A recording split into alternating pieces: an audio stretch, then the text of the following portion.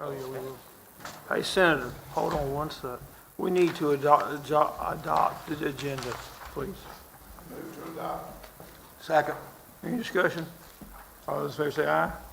Aye. Motion carries. Now go, I'm sorry.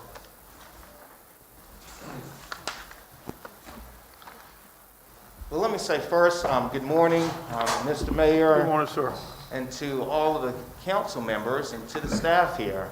I'm just delighted to be back here with you, and it's always a pleasure to be here in the great city of Goldsboro.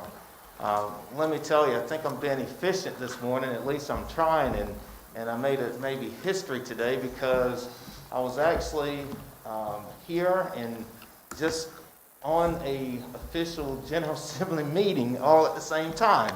And in these days of COVID, obviously, things are looking much differently. We're meeting virtually, and I just pray that the city, the residents, continue to remain safe. Before we move forward with the business I've been asked to come forward today, I just want to say thank you for your service to each and every one of you. And if I can ever be of help, please, I'm always a telephone call away. So the order of business that I've been asked to come today is to administer the oath of office for District 1, it's Halata Jones. So I'm going to ask if you could please come forward at this time. Your Bible and your...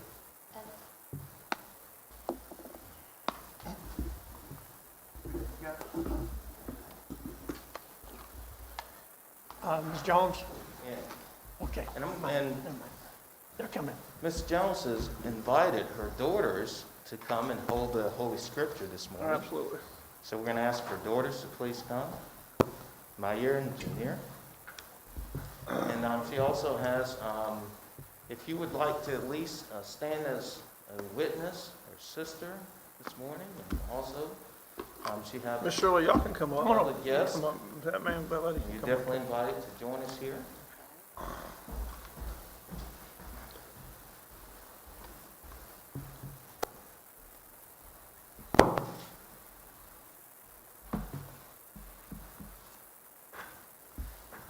So, Halata, we're here today, and I've known you for some time. And one thing I do know about you is you definitely have a servant's heart. So what I would say today is continue to pray and allow God to order your path. So with that being said, I'm actually, it's symbolic when we raise our hand to the sky. It's actually in the statue, believe it or not. You're raising your hand to the heaven. So I'm going to ask if you could please raise your hand to the heaven as we have these witnesses and repeat after me. I, please state your full name. I, Halata Jones, Do solemnly do solemnly and sincerely swear and sincerely swear that I will support the Constitution that I will support the Constitution and laws of the United States, and laws of the United States, that I will be faithful that I will be faithful and bear true allegiance and bear true allegiance to the state of North Carolina to the state of North Carolina and to the constitutional powers and to the constitutional powers and authorities and authorities which are which are or may be or may be established for the government established for the government thereof, thereof, that I will that I will endeavor endeavor to support, to support, maintain, maintain, and defend and defend the Constitution the Constitution and laws and laws of said state, of said state, not inconsistent not inconsistent with the Constitution with the Constitution of the United States, of the United States, to the best of to my the knowledge best of my knowledge and ability, and ability, and that I will and that I will faithfully faithfully discharge the duties discharge the duties of my office of my office as council member. as council member. So help me God. So help me God. Congratulations.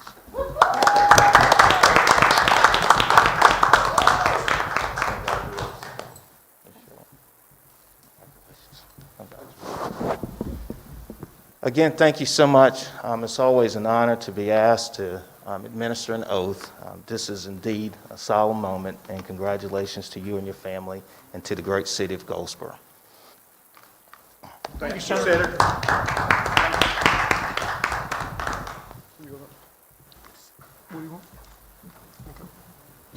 Thank you, Senator Davis.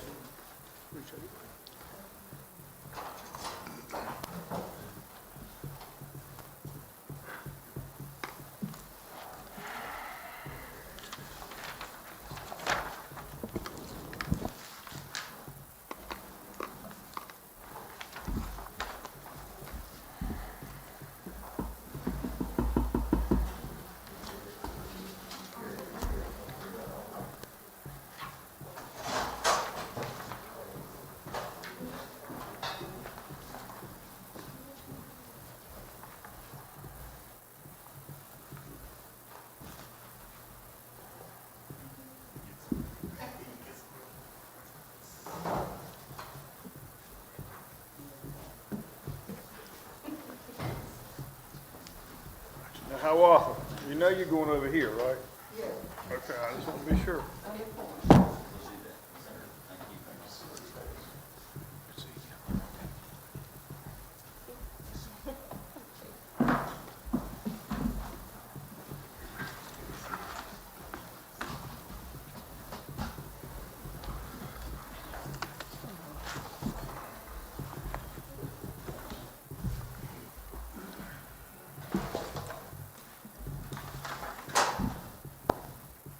I guess our next thing would be to have the new strategic plan update from you. Yes, sir. Well, good morning, Mayor, council members, residents, visitors, and employees of the City of Goldsboro. Welcome to the 2021 Council Retreat. We have a full day and a half of presentations on topics council members requested and staff think is important to understand. This morning, we'll start with a strategic plan, which provides guidance and direction for city government activity. Then some of our larger and more costly departments, public utilities, public works, and engineering, will provide updates in their area of responsibility. This afternoon will consist of presentations on subjects requested by council members, code enforcement, social media, and staggered terms, as well as updates from our planning department, fire department, and police department.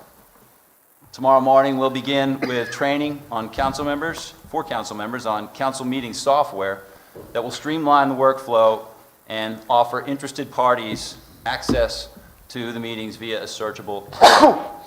Then the Wayne County Development Alliance and the Department of Commerce will provide economic development presentations. And we will conclude with a budget update from our finance director to better understanding the funding which has been used over the past year and will be used going forward to better achieve our city vision, mission, values, and goals. So the reason why we're starting with a strategic plan is this was developed with department heads to identify key performance indicators associated with accomplishing the vision, mission, values, and goals.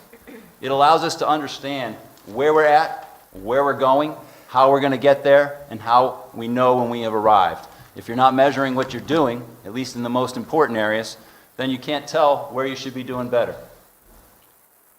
So our strategic plan was published in July 2020. It's been in work, as I understand, since 2017 when the council retreat started thinking about these things. And we updated it at the end of calendar year 2020. So those are the changes you'll see in the updates in the plan.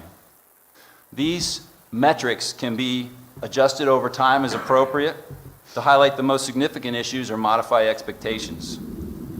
So let's start by reviewing the vision, mission, values, and goals. Octavius right now, on the screen for those who can see it, has got the website up. So right on our city's homepage, you can go under Government, Strategic Planning, and find this plan.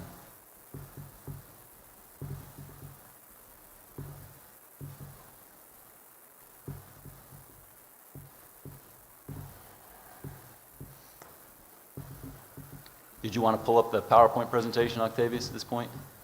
Yes, I will. Get out of this.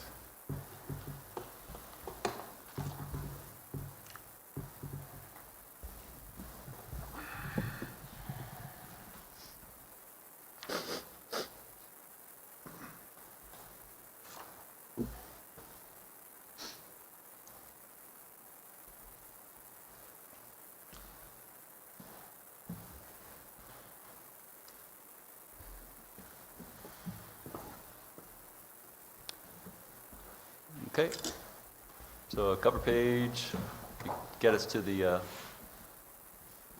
a forward. And there's our vision statement, mission statement, core values, and goals. The vision statement should be an inspirational statement or word picture of where we want to be or what we want our future to look like. And I think we have a pretty good one here in an extraordinary and diverse experience. The mission statement defines a task and purpose which allow us to achieve that vision. We provide services, promote equality, and protect the well-being of all residents and visitors to enhance our quality of life every day. Our core values is what we should expect from our employees in everything we do. Professionalism, proper skill, judgment, and behavior. Integrity, honesty, and trustworthiness. And customer focus, putting our residents, businesses, and visitors first.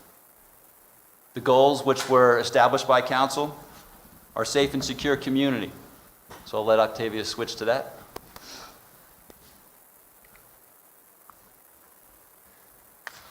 Safe and secure community, strong and diverse economy, exceptional quality of life, racial and cultural harmony, model for excellence in government.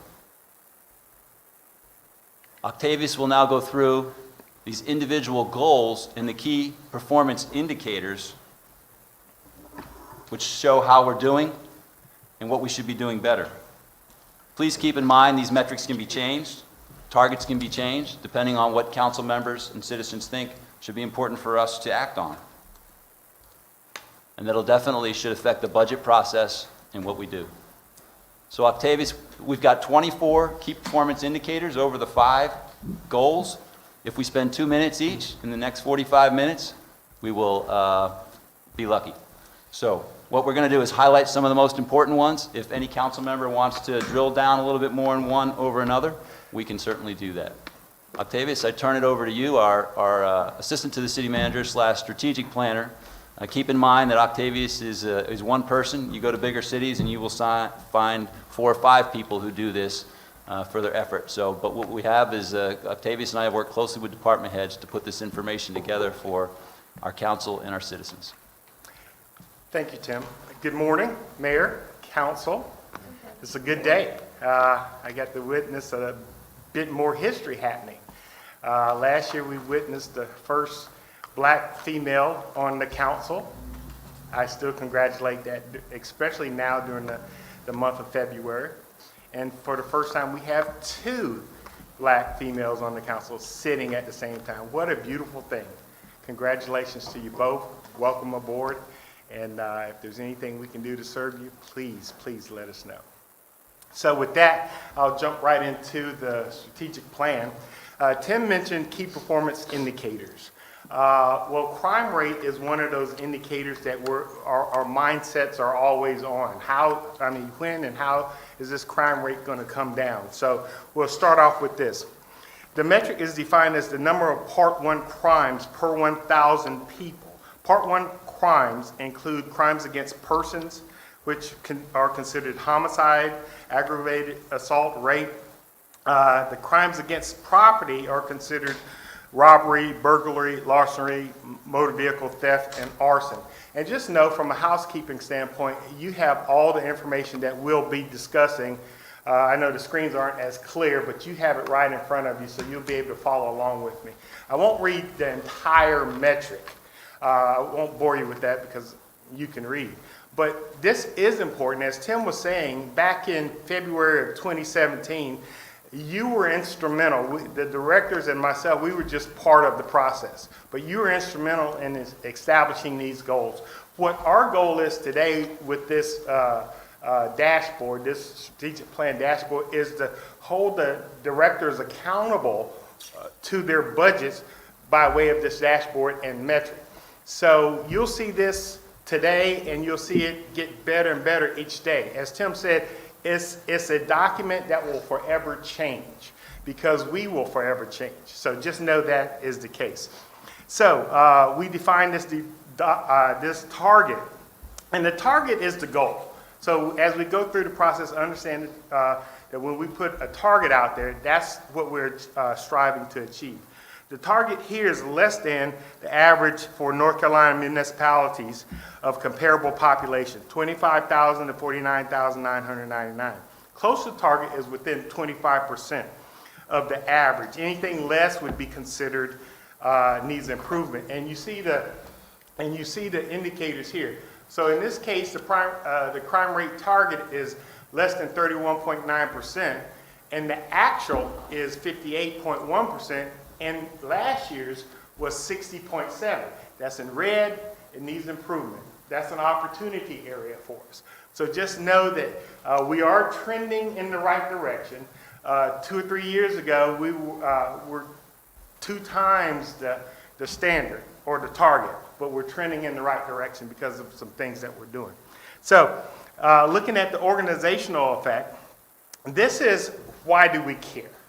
Why does the city of Goldsboro, why does the director care? So with that, the Goldsboro Fire Department has hired and retained more police officers, modernized its vehicle fleet, and renovated the public safety building to meet commission and accreditation for law enforcement agency, CALEA. The Goldsboro Police Department has expanded its data-driven capabilities such as ShotSpotter, the mobile field reporting software, to streamline reporting and make our police department more efficient and effective at investigating and solving crime. So what's the significance, Murphy? The city of Goldsboro is committed to providing a safe and secure community. At the end of the day, that's what this is all about. So we move to part 1, crime rate cleared. Violent property, 2 separate measures that we're tracking and measuring. The definition here is the percent of part 1 crimes reported to the Goldsboro Police Department that are cleared by officers and or investigators on an annual basis. Crimes are categorized as violent, which are homicide, forcible rape, robbery, aggravated assault, and property, which is considered burglary, larceny, motor vehicle theft, and arson. The target definition here is greater than the average for U.S. municipalities of comparable population size, again, between 25,000 and 49,999 residents. The average clearance rate for violent crimes began at 45.5. So that's our target. That's our goal, to be above that number.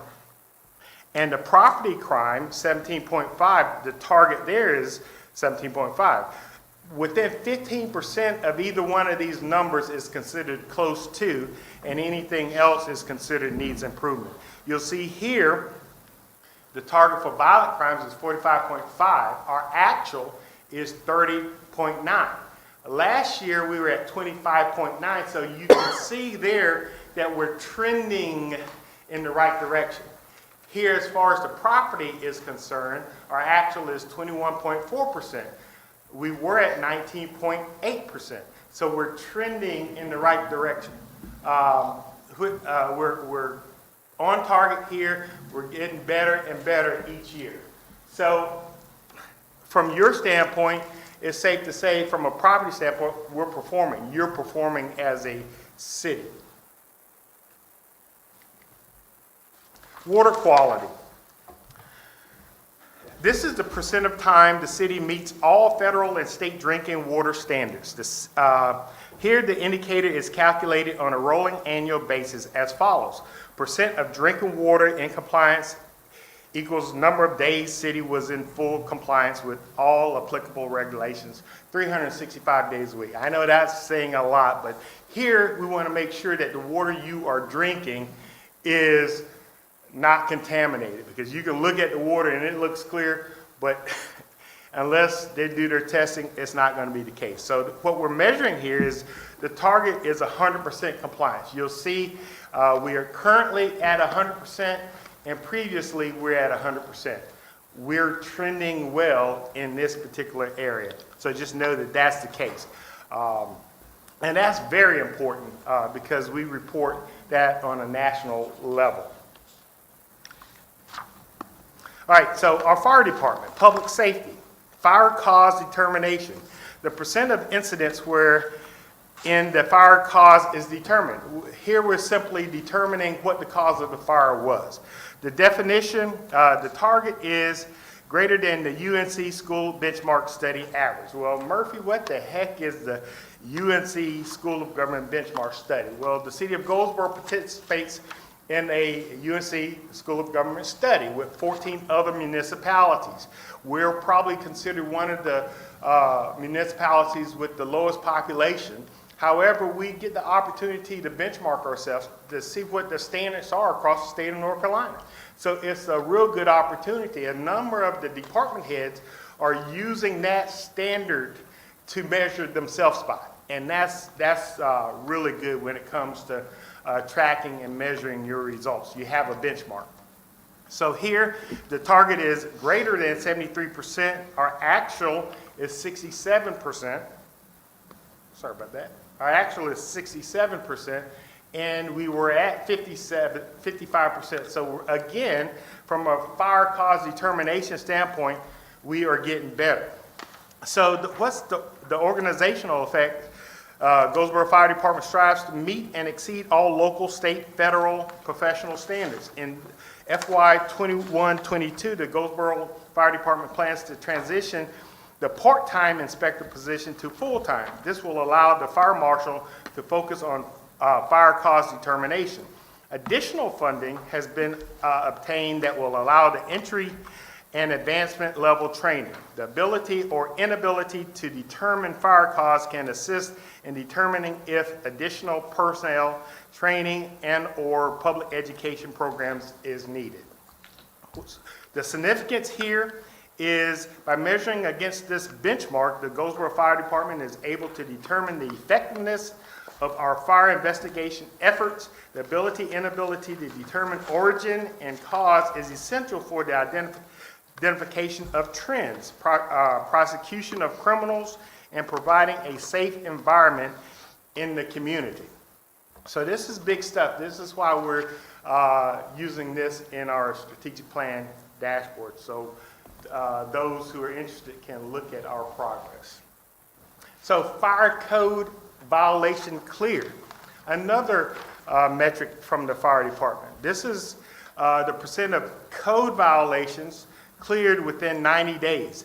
Clearance refers to either correction or imposition of a fine. Some action has taken place. The target here is greater than 72%, again, based on the UNC School of Government benchmark study average. Close to target is within 5%. Anything less is considered needs improvement. So what's the organizational effect? The Goldsboro Fire Department has increased the inspection requirements. The part-time inspector will transition to full-time position with all aspects of the fire inspection prevention program. Again, this is a FY 21-22 request, so the fire department is working towards this. This transition to the full-time position will enhance the Goldsboro Fire Department's ability to clear violations and directly contribute to the safety and security of all citizen members and guests. Good stuff. The significance here, an effective program is one wherein identified violations are corrected in an expeditious manner. This enhances the safety of all. Octavius, if I could real quick, this is a good example of a metric that's just determined in-house. You know, close enough was 5% within the target. It could be 10%. If it was 10%, we would be close to target. So these are changeable, but what you should get out of this is the fire department's going to come and ask for their part-time employee to be a full-time employee if indeed we want to clear these violations and make sure our buildings are safer. Thank you. So fire full response. This is the percent of time a full complement of fire trucks and personnel arrive on the scene of a structural fire emergency within 8 minutes. That's the go-to, 8 minutes per National Fire Protection Association standards. The target is greater than 81%. Again, based on the UNC School of Government benchmark study average. Close to that number, if you're within 5%, you're considered close to target, and anything else is needs improvement. Here, the assets are strategically placed across the city to promote rapid response to emergencies. The ability or inability to meet the full response standard can provide information that can be used to validate stations, locations, expose poor operational procedures, or justify additional personnel. That's why we have fire departments spread out. That's why we have a ladder truck specifically located at 1 or 2 locations. So the time for full response is at that 8% margin. The target is 81%. The city is at 96%. Last year we were at 95%. Again, this is very much on target. So we're trending in the right direction. The city is getting better and better with respect to our fire department. So this is to be applauded not only by the fire department, but by the staff and mayor and council as well. Let me just add, that doesn't happen with a lot of effort and a lot of funding. These fire trucks need to be current.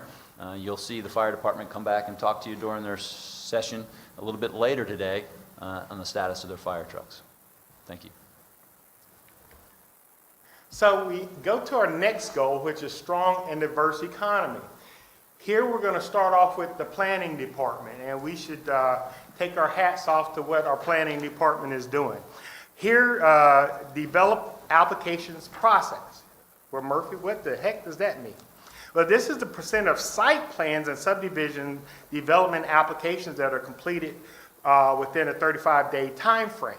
So that means a contractor or a builder can present a plan, and we get it out within 35% of the 35 days.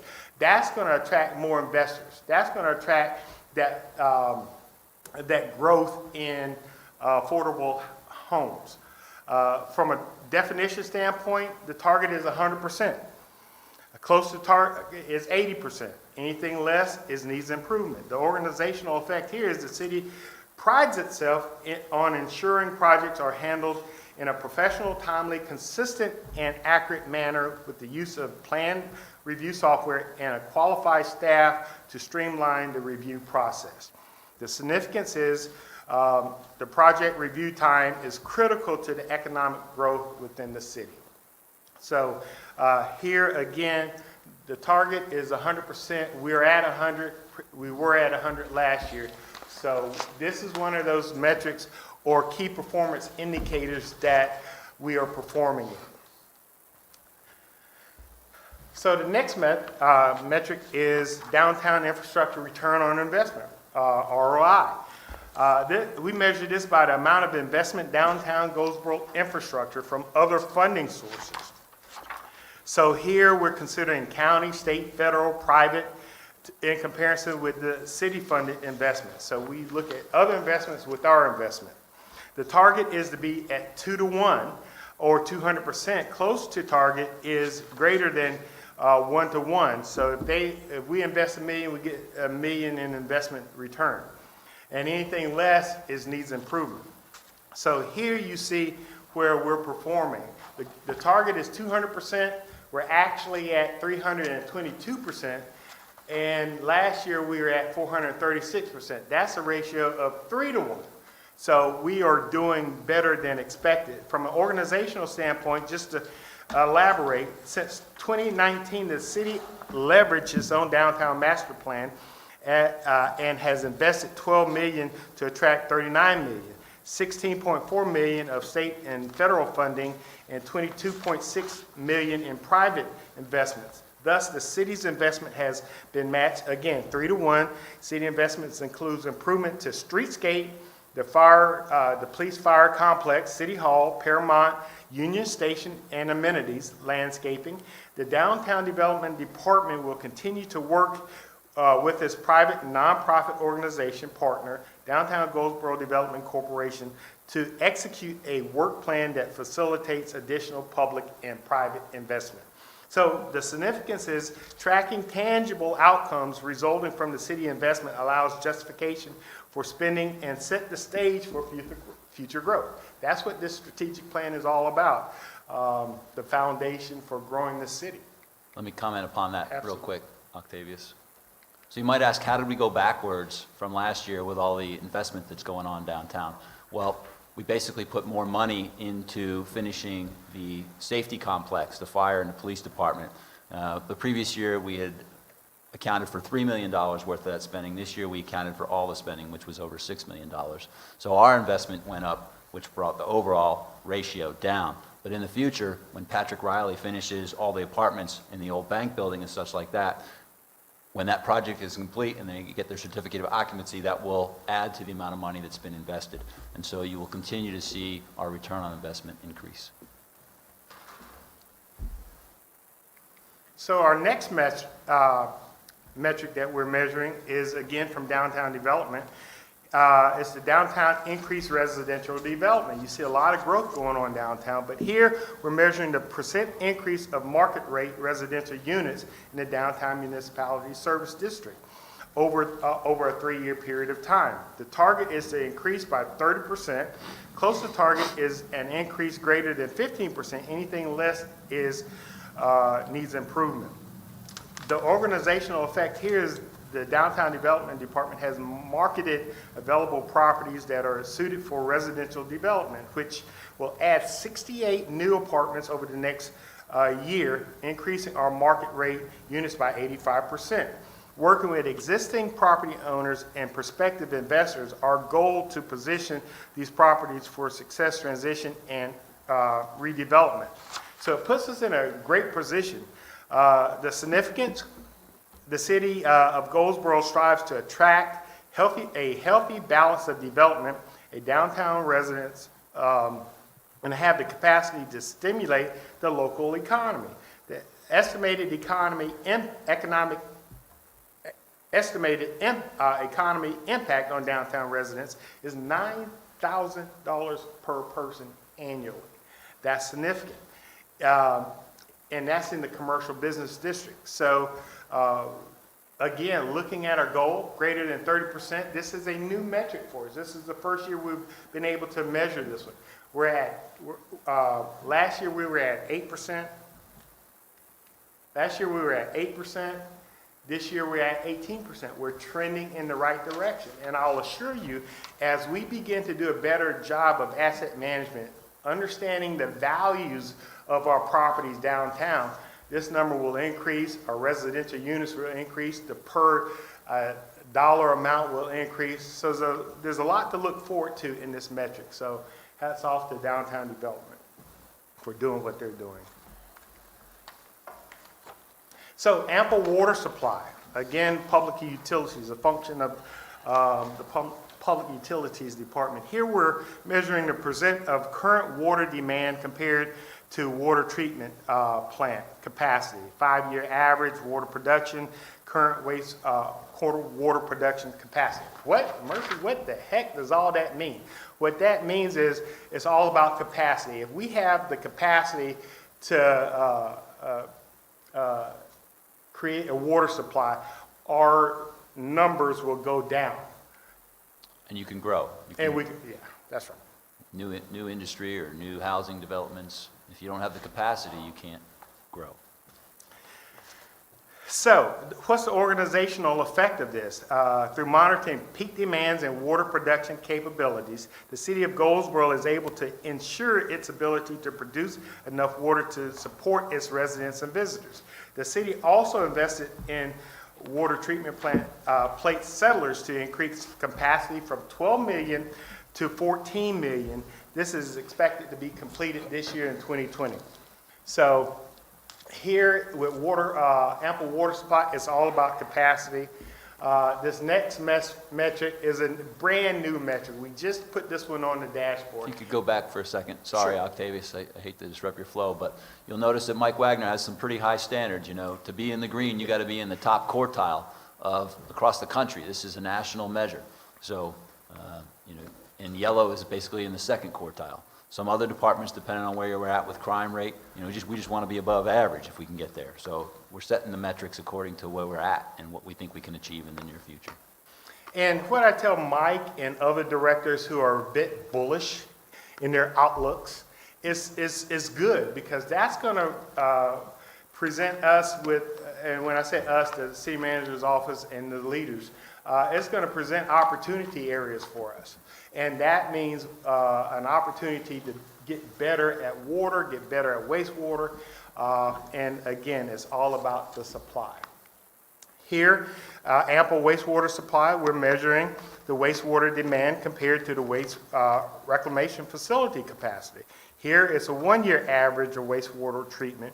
The target is to be 55%, less than or equal to 55%, close to is 70%, and all other is needs improvement. The organizational effect here is through monitoring peak demand and wastewater treatment capacity, the city of Goldsboro is able to ensure its ability to treat enough wastewater to support development, its residents, and visitors. The city expects to undertake a master plan update addressing capacity and optimization concerns. So what's the significance? The city of Goldsboro strives to ensure there is adequate wastewater capacity for future development, their residents and visitors. Again, the target is 55%. We're at 79%. That's our actual. And last year we were at 63%. Well, you say, well, Murphy, what the heck's going on there? Well, if it was easy, anybody could do it. Mike, are you up here? Can you hear me? I can hear you. Can you hear me? I can hear you. So tell us why this number is trending in the wrong direction, this 79%. Well, the number is trending in the wrong direction. As you're aware, we've had almost a record rainfall in calendar year 2020. And with that record rainfall, we've had record high flows. Had the highest average annual flow at the water reclamation facility by over 600,000 gallons per day. Right now, in January and February of 2021, we averaged 16.73 million a day, and currently averaging over 18 million a day at the facility. The state requires us, once we hit 80% capacity, to design an expansion. And once we hit 90% capacity at that plant, we have to have shovel in the ground and begin construction. So that's why that metric is red right now, and we're trending in the wrong direction. Our system is really showing its age. We have, 60% of our pipe in the ground is clay pipe, vitrified clay pipe. That's over, installed before the 1960s. So our system's showing its age, and the water and high flows we've had have impacted us. Thank you, Mike. So again, this is, I appreciate Tim's leadership here because myself, Mike, and Tim have been studying this. This is an opportunity area. We got a lot of infrastructure in the ground that needs work on. So it's a limiting factor, right? If you can have all the water, the previous metric you can produce, we're good. But if you can't take care of the sewage, it's a limiting factor on our growth. So we need to address this, and I'm sure Mike will get into that when he gets a chance to present. What's going to happen with Fremont coming? They won't come in for more of our wastewater, don't they? Why don't we wait till Mike gets here in person so people can hear it clearer, but that's a good question. That's an excellent question. All right, so our next metric deals with the inspections department. Another one of those metrics that we're really excited about the trend. Here we're measuring the monetary value of commercial and residential permits registered annually with the city. The target is defined as a rolling average over the 5-year period, which in this case is 107 million in permitting. So close to target is within 15% of that number, and anything less needs improvement. So what you notice here is our actual is at 1.1 million. Our target was at 1.7. No. 101 million, not 1.1. Okay, there's a difference. There's a huge difference. So last year we were at 91 million, and we grew to 101 million. That's a 10% increase. That's big when it comes to permitting. During COVID. During a COVID environment. So what's the organizational effect? The state building codes require that inspection departments use its resources to educate the public, general contractors, subcontractors, and homeowners on requirements for obtaining proper permitting. The significance is this is an indicator of growth and stability within our community. So this is big business.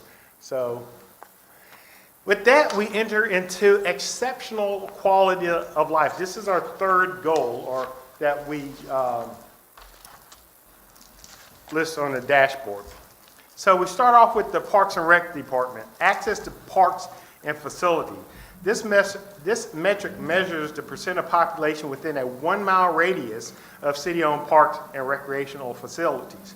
The target is 100%, close to is 85%, anything less needs improvement. The city of Goldsboro has approved $11 million for construction of a new Herman Park Center and constructed 2 additional parks and recreational facilities, the Bryant Multi-Sports Complex and Stony Creek Skate Park. According to the UNC School of Government, the city of Goldsboro has the most pools, athletic fields, and playgrounds per 10,000 population. This is significant. This is another one of those departments that are engaged in the School of Government study. Those 14 municipalities all comparing data. And here we're checking the efficiencies and effectiveness of our program.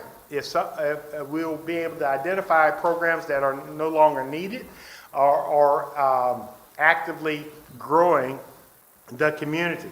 So what's the significance? The city residents and visitors may face challenges to living a healthy lifestyle without affordable access to parks and facilities that provide physical activities. We are still in need of a city park or facility in District 6, 15% of our population, and that's something we're working on today.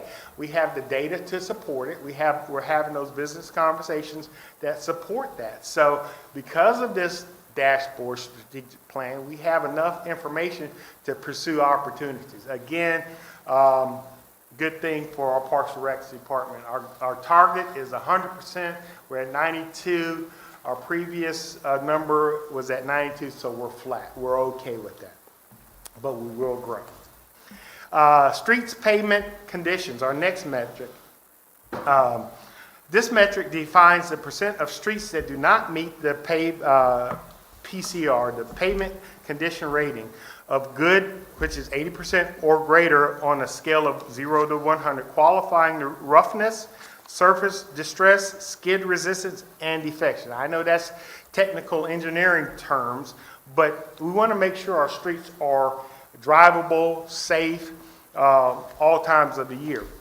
So here, our target is less than 35%, and is based on the average of U.S. cities of the same population size. Close to target is within 10% of that number, and any other is needs improvement. In 2016, residents of Goldsboro passed a $7 million infrastructure bond to go towards streets resurfacing and dirt street paving.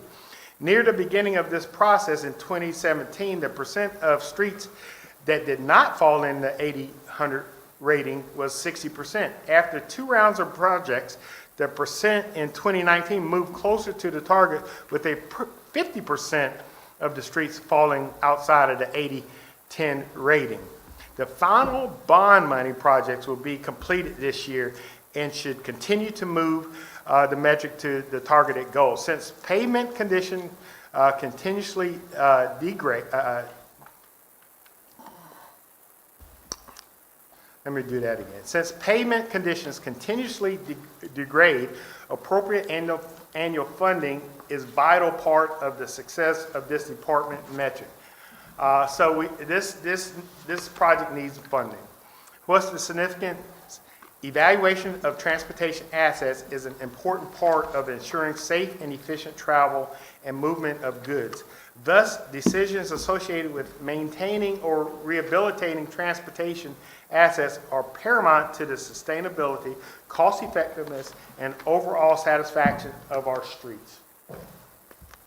Again, the target is less than 35%.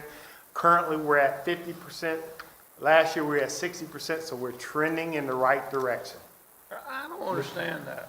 Okay? Yeah, so it's a difficult metric, but what you're trying to get is to this 80 to 100% range of good streets. And so what this is telling you is that 60% of our streets in the past have not met that metric. Now 50% of our streets have not met that metric. The goal is to have less than 35% of our streets Meet that metric. meet the metric.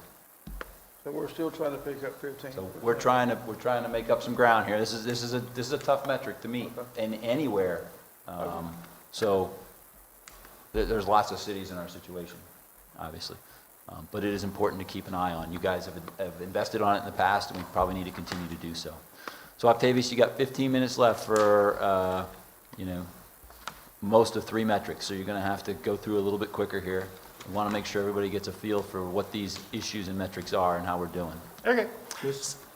Before you go, I have a question. Are we holding our private contractors accountable? Like, for example, on my street, the gas company has cut the streets and they've messed up sidewalks, but they're just putting crush and run and not repay, not putting concrete back, and they're leaving it like that and moving on. Are they going to pick up the bill for those repairs, or is our city going to have to? Because their equipment is what broke the concrete up, and they're just putting rock On the sidewalk. on the actual sidewalk, and that's all up and down Mulberry Street. I mean, people's yards have been torn up. They've just thrown straw, Okay. and equipment has broken up the sidewalks. Marty, can you talk to that? Are you on the net?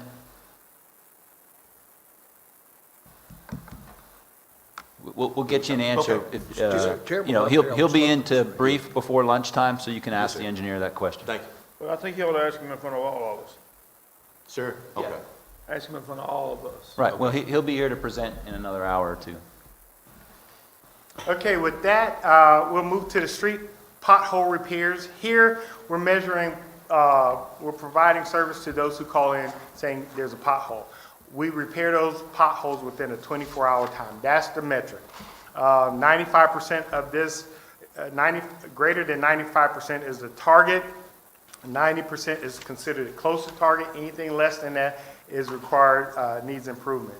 Here, we are at we're currently at 99%, so that basically says that when a pothole is reported, we fix it within a 24-hour time frame. That's pretty good. So by monitoring this metric, we are better able to ensure the city meets and or exceeds citizens' expectation. Quick question. Yes. Define notification process. Is that from a resident or is that from a street employee? No, that's anytime they get a call. If down at Public Works, they get a call, I got a pothole that needs to be repaired, they get on it. So that would be a resident request, Okay. and they have a system to do that, they have Okay. phone numbers and stuff. I don't see that happening that quick.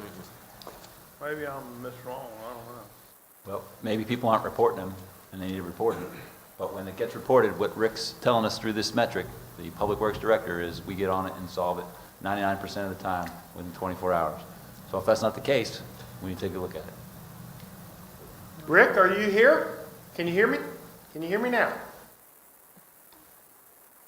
Yes, sir, I'm We'll here. ask him when he gets We'll here. ask him later. I tell you what, let's table that until you get here and we can go from there. Thank you. I'll be down there short. Okay, thank you. So our next metric is youth art participation. This is a special metric because it involves the Wayne County Public School System. Here we're measuring the youth under 18 engaged in Paramount Theater cultural arts programming. The target is 35%. Close to target is 30%. Anything else needs improvement. The Paramount Theater allocates 10 to 15% of its annual budget to performing art series, showings and dozens of community performance arts each year. These varied means of participation allow for youth to be involved both actively and passively with the cultural arts. By tracking this measure, we ensure that the budget is allocated in ways that engage our youth and provide present and future benefits. This is big to our cities. So we, again, here are tracking and measuring the success of attracting youth to the Paramount Theater. Our target is greater than 35%. We're at 30. We're in the midst of a COVID environment, and we still are at 30. So our Paramount Theater is a pace setter for cultural art and performances in the midst of this COVID-19. So that's significant. So we're doing good. All right, so I'm going to fast forward, if you will, because I want to, I'm limited on time here. So cultural diversity and sensitivity training.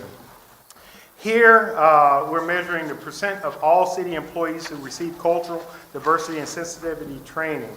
The target is that 90% is greater than 90%, and 75% is considered close to target. Anything else needs improvement. The city strives to provide professional development to all employees. Our online portal makes it possible for all employees to access voluntary and mandatory training. You see the numbers here. We've gone from... We look forward to helping you in just a moment. Somebody's hot mic out there. It's got it. The actual is 91%, and we've come from 66%. The reason for this change is we basically took the training online, so more of our employees across the city are participating. This is, when you look at it, cultural diversity and sensitivity training. It's an important time for this to understand the significance of all this from an employer-employee relationship standpoint is big. This training is designed to improve employee relations and better and provide better customer service, period. So just know that that's is a metric that we're tracking and measuring. And this other one, diverse boards and commissions. Here we're measuring the percent of board members diversity on the city boards and commissions based on race. Racial diversity includes non-white, African Americans, Native Americans, Hawaiian, Asian, Hispanic, and 2 other races.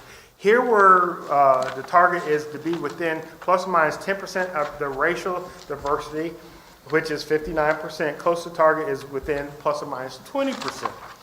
Anything else needs improvement. Here, the goal is 59%. Our actual is 48%. Last year, we were at 54%. So with your selection process, we went the other direction. So what we do, we track and measure these for your benefit, for our benefit, so we can understand the intent. The intent is to be more diversified in this process. So this is just a measuring device that we use that we really like in the city manager's office that tells us a compelling story. Let's go back to page 26.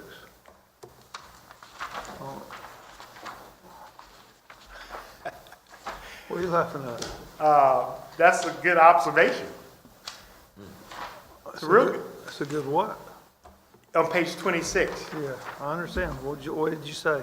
It's a good observation. You're very observant.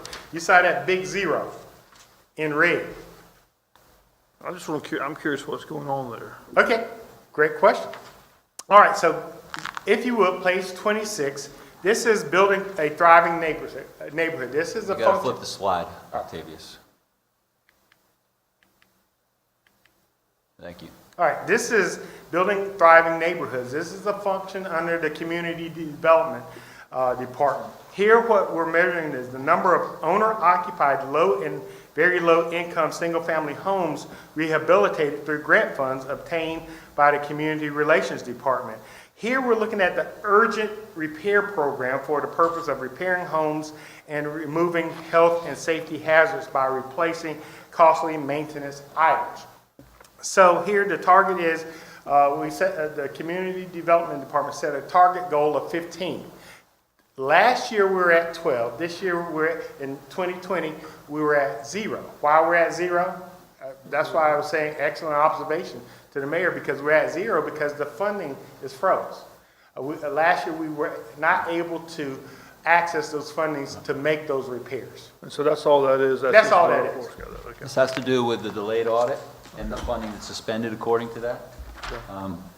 Randy is working very closely to get these projects ready to execute once we get the audit complete and the funding's been restored, and then we can get that done by the end of June. By the end of when? End of June. Okay.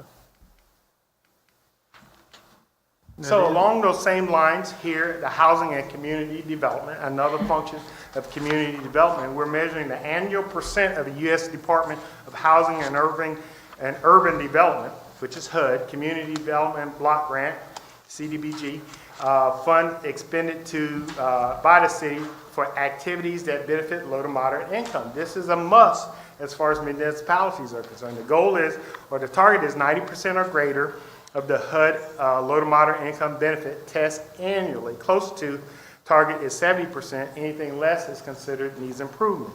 The Community Relations Department coordinates closely with citizens, council members, community agencies, and the HUD to develop viable urban communities through decent housing, sustainable living environments, and expanding economic opportunities, mainly for low to moderate income purposes, period. That's the market. What's the significance here? Well, even more important is the target data. HUD defines the target as all CDBG funds included in a designated fiscal year, except for funds used by the city for programming administration or for planning activities to meet the required aggregate percentage of not less than 70% use for activities that benefit low to moderate income persons. The significance: the city maintains its status of an entitlement community by executing our local strategies and continues to receive the annual CDBG and home allocations from HUD to meet low to moderate income citizen needs. So that's big stuff there we're doing in our community. That's basically saying, yes, we are compliant. 100%, 100%. Our trend there is very nice. Tim, how am I doing on time? You got 5 minutes, Octavius, to cover model for excellence in government. Okay, excellent. One, two, our three, first... four metrics. Yeah, so our first metric is public works, fleet reliability. This is important. We measured the percent of city vehicles and equipment fleet roll and start available on a daily basis. These are our trucks, our trailers, our fire trucks, our police, all our vehicles is considered a rolling start. The goal is plus or minus 98%. Close to target is 95%. So these are tight margins. Anything less needs improvement. You'll see our numbers at greater than 90%. I'm sorry. Let me catch up with myself. Our target is greater than 98%. Our actual is 99.6. Last year was 98%. We're trending in the right direction. So we're doing good because we're hiring the necessary mechanics. We're doing the training that needs to be done. The city capital investment over the past few years includes the purchase of $1.3 million ladder truck for fire department, $280,000 for a street sweeper, $200,000 for a semi-tractor, and $185,000 for a pothole patcher for public works, and over 30 new police cruisers. So we're investing the monies into our fleet and our mechanics and training. So the significance here is maintaining the level of service provides all department users with the vehicles and equipments required to meet their various missions. Going to the next measure, transportation improvement. This is a planning initiative. We measure this metric by Goldsboro Metropolitan Planning Organization submitted. We look at the submitted projects accepted into the State Transportation Improvement Plan. Here, the target is greater than 50%. The closest target is greater than 30%. Anything less needs improvement. The organizational effect here is the city's acting as a lead planning agency for the Goldsboro GMPO. Provides guidance for orderly growth and development by identifying transportation needs within the Goldsboro urban area. Federal and state planning funds granted to the GMPO allows the essential staff to properly plan and prioritize transportation needs within the urbanized area. The significance, Developing plans and programs that create a regional transportation system that accommodates the current mobility needs of our residents and visitors is vital to the success of the transportation system. Tracking our needs allows for more improvement of our existing network to accommodate future growth. Here, the target is plus 50%. We're actually at 42. We're at 33. We're trending in the right direction. I would just add that that's a pretty high goal to have half of your projects be approved by the North Carolina Department of Transportation. And when Jennifer Collins gets here, we can talk to her about that, but that's a pretty high goal, and we're doing fairly well against it. So another good metric to track out of our Human Resource Department, workforce representation, the percent of our full-time workforce that is racially diverse. Racially diverse includes non-white, African American, Native Americans, Hawaiian, Asian, Hispanic, and 2 more races. The target here is to be within plus or minus 10% of the city's diversity, which is 59%. Closer target is plus or minus 20%. Anything less needs improvement. Here, the city strives to recruit a diverse workforce while hiring the best qualified applicants. We provide scholarships, tuitions, assistance, participate and sponsor career fairs, and increase recruiting initiatives, especially in departments that are less diverse. The significance here, the city's workforce should broadly represent the diversity of the community. We strive to better promote the city's vision, mission, goal, and values. Looking at our report card, the target is 59%, 60%. Our actual is 34.3. Last year, we were at 34.4. We're actually we're flat here, but it's the indicator. It's one of those performance indicators that says there's clear opportunity to get better from a workforce representation standpoint. And the fact that we're tracking it's important. People should know we're looking to diversify our workforce. So please apply. And Mr. Murphy, another point I'd like to make is, are promotions looked at in that metric as well? Entry level, I see where you want to be diverse, but as far as promotions within these jobs, is race looked at as is that a factor? And if not, it may need to be, because I hear a lot of departments saying that they're not adequately promoting, minority. I think when it comes to promotions, we pick the best qualified applicants, and if there's a tie between applicants, we would go with diversity. Okay. I think that would be appropriate if you're trying to diversify your workforce. Yes, sir. But you can't necessarily pick somebody because Right. they're a minority, right? Right, I understand. I was just wondering what the calculation was based off of, minorities in promotions within jobs. Not saying that you give just based off of race, but what the calculations were, the statistics were as far as, promotions. We can track at that and look at it. We're not doing it right now. Right, We can look okay. at that, sir. And I think this just goes to show that we think this is important, and we're working on it. Okay, our last metric that I'd like to discuss with you comes from our inspections department. Here we're measuring the percent of time the City of Goldsboro Inspection Department responds to an inspection request by development community within 24 hours. So the target is 93%. Close to target is 98, well, actually 93%, but close to target is 89%. Anything less needs improvement. Here, the inspections department continues to build upon relationships in the development community. The inspectors provide high levels of service to both residential and commercial developers when permits are requested. All inspectors are required to maintain their state certifications through continued education course annually. The significance to the city, the inspections departments ensure proper inspections are completed in a timely manner to meet residents and developers' expectation. Here, again, the standard is 24 hours, and we are doing that 98% of the time. Last year, we're at 95%, so we are trending in the right direction. Again, this dashboard is designed to be for the city manager's office, the staff, the employees of the City of Goldsboro to be more transparent, to be more accountable to the community. If we're going to ever achieve our goal, which is to be the standard in public service, we have to continue tracking and measuring our results. And we're doing that utilizing this strategic plan dashboard. Thank you for your time. Any questions?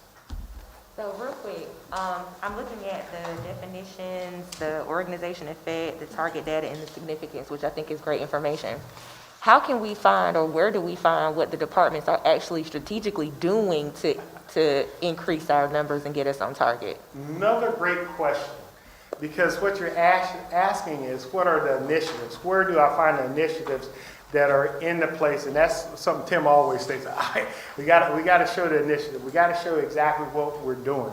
That's a work in progress, because we just highlighted 24 metrics. We probably have well over 100, 200 metrics that we could clearly define. As we get better, and when I say get better, with strategy and performance management, it's a number system. So one of my appeals is going to be for the city manager, for the council to consider, is a method to track and measure consistently throughout each department what's going on, so you can dig into the analytics of a department, such as if we're having a lot of accidents right at the corner of Ash and John Street, well, we just know we're having a lot of accidents, but you can look at this actual data and say, point to where it's occurring, and then from a budgeting standpoint, you can reinvest monies and track your efficiencies and effectiveness all across the city of Goldsboro. Again, that's the direction we're headed with this budget management analyst strategic planning initiative. There's a lot going on in the city manager's office that I hope you will hedge the future of Goldsboro on, because the indirect effect of it is growth. Our job is to grow the city. And if we do public service right, our mission, city provides services, promotes equality, and protects the well-being of our residents and visitors. That's what we do. And we're getting better at it. So the reason why we started with this is this gives you the what, the so what, and the now what. Now you're going to hear from department heads, right, that say this is what I'm looking for in the current and future budget cycles in order to meet these metrics and goals. And in some of these situations, we've got some good metrics. We can add more, as was discussed, in different areas.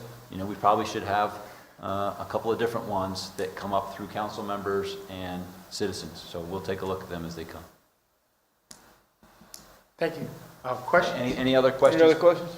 Before we move on to the public utilities presentation? Thank you, sir. Good job. Thanks, Octavius. Good job. Thank you. Thank you, Mr. Murphy.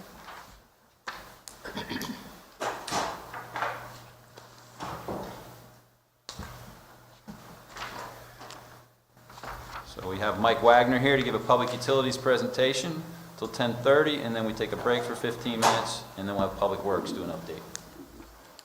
Thank you, Mike. You can take off your mask so we can hear you. Never heard anyone saying they had a problem hearing me, but good morning, Can be a little Mayor, muffled through the mask. Council, and welcome aboard, Ms. Jones.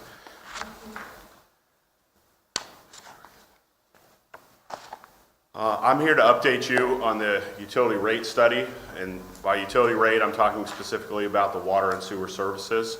Last fall, which is the fall of 2019, we hired Santec, which was the engineering firm, to do a utility rate study for us, which was our first utility rate study since 1987. When we started off, our goal was to start with the financial plan, do the cost of service, and then do the rate design. So specifically break things out to different levels of customers, whether it's commercial, residential, or industrial. As far as we got last year was the financial plan. That was a hurdle that we couldn't overcome due to the audit, due to the merger of our new accounting software with the QS1.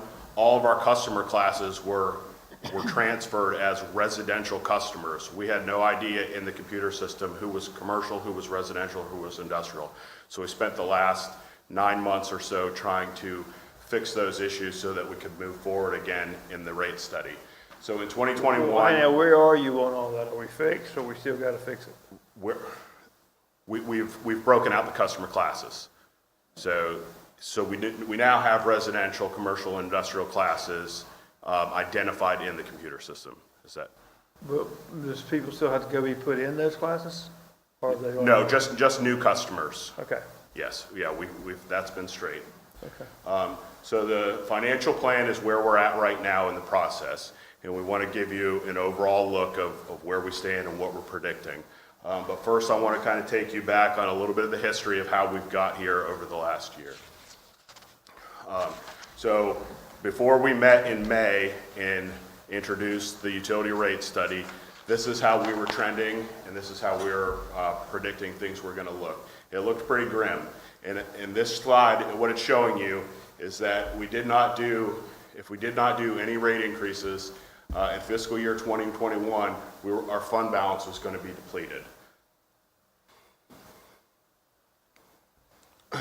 So addressing some of our revenue shortfalls, what Stantec did was they looked at everything.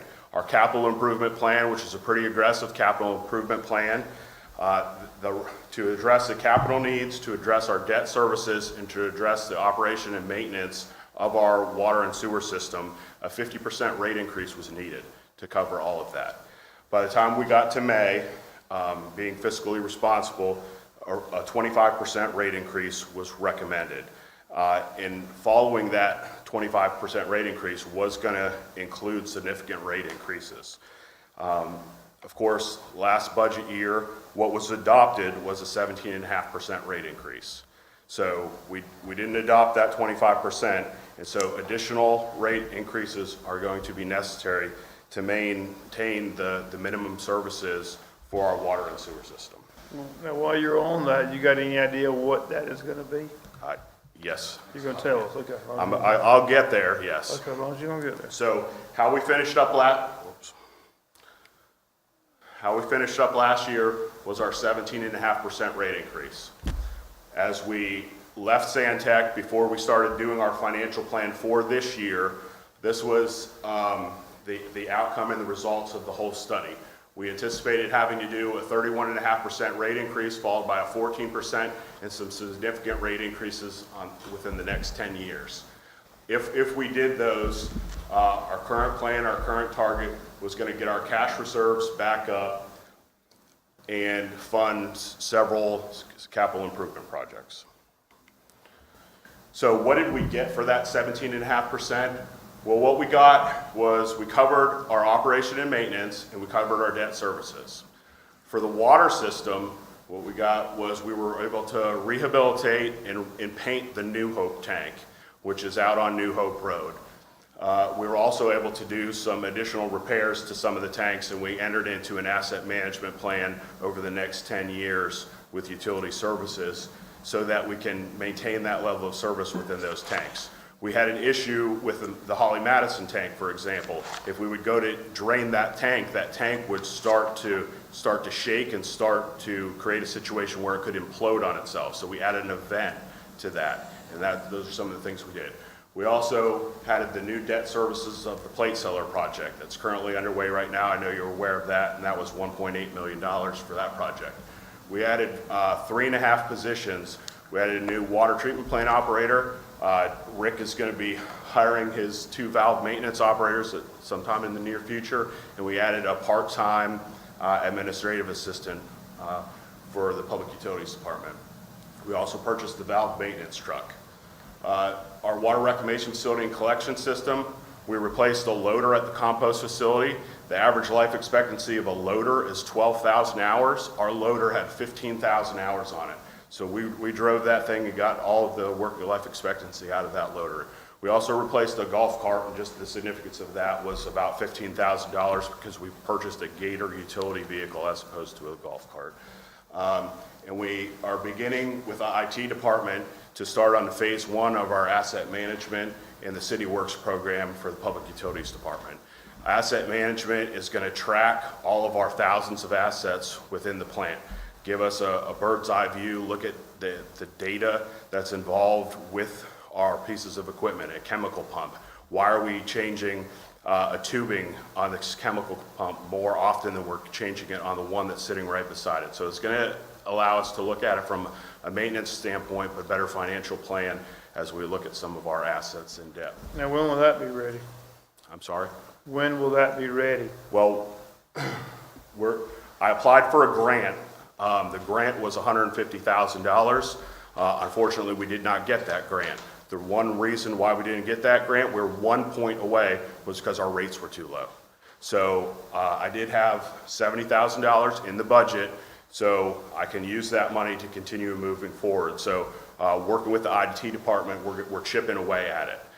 Another thing that we don't get points on when we apply for grants is asset management, because we currently don't have an asset management plan. So that's one of the key reasons. Do we need one? Yes. I mean, it's industry standard to have one and do that. And But how much does that cost?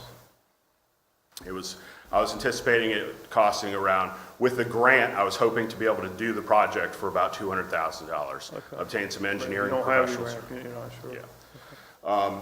But all that being said, with the 17.5% rate increase, I still had to cut $5.5 million from our capital improvement budget last year. I had to cut bar screens from the 1960s and 1970s. I had to cut our master pump station generator at our Westbrook pump station. If that generator fails and our Westbrook pump station goes down, that pump station is essentially what pumped down our city during Hurricane Matthew, because we were pumping between 35 and 40 million gallons a day through that pump station. So where everything was draining into the sewer system and sending it to the plant, had that generator gone out and we lost power, we would have had some substantial issues. Also had to cut a 20-year-old UV system. Over the last 3 years, I've put in $260,000 in maintenance to our UV system, because just to keep it up and running. I've requested the UV system in the budget. It's around $1 million each year for the last 2 years, and I've had to cut that. Our obsolete radios for our telemetry system, we have about 40 radios. 4D or 4? 4D. 40. We have about 40 locations, our pump stations, our plants, et cetera, that communicate through telemetry, which allows us to remote view what's happening at any given pump station or the plants or the elevated tanks at any given time. So they discontinued those radios in 2018, and we had 2 on the shelf, and so we're working towards replacing those radios. That cost is estimated at somewhere between $150,000 and $200,000. So what's the impact of that, Mike? Basically, when you have a leak, you don't know it sometimes, right? You gotta have people go out and manually check. Yeah, if we have a pump station fail, and we don't have the radio, we have to send somebody out there every single day to check that. So following Hurricane Florence and Matthew, when we lost our radio communication, 7 days a week, I was paying overtime, sending staff to all of those pump stations that lost those communications. So this is a snapshot of how our rates affect us in the grant or principal forgiveness application process. So yesterday we just received, this project actually covers our Big Cherry and Little Cherry pump relocation.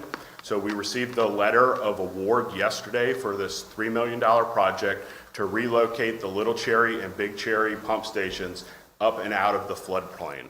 Right now, that was a grant opportunity for us that had to do with stations that were impacted by flooding. So when we applied for this loan, our average sewer cost for our customers was $36.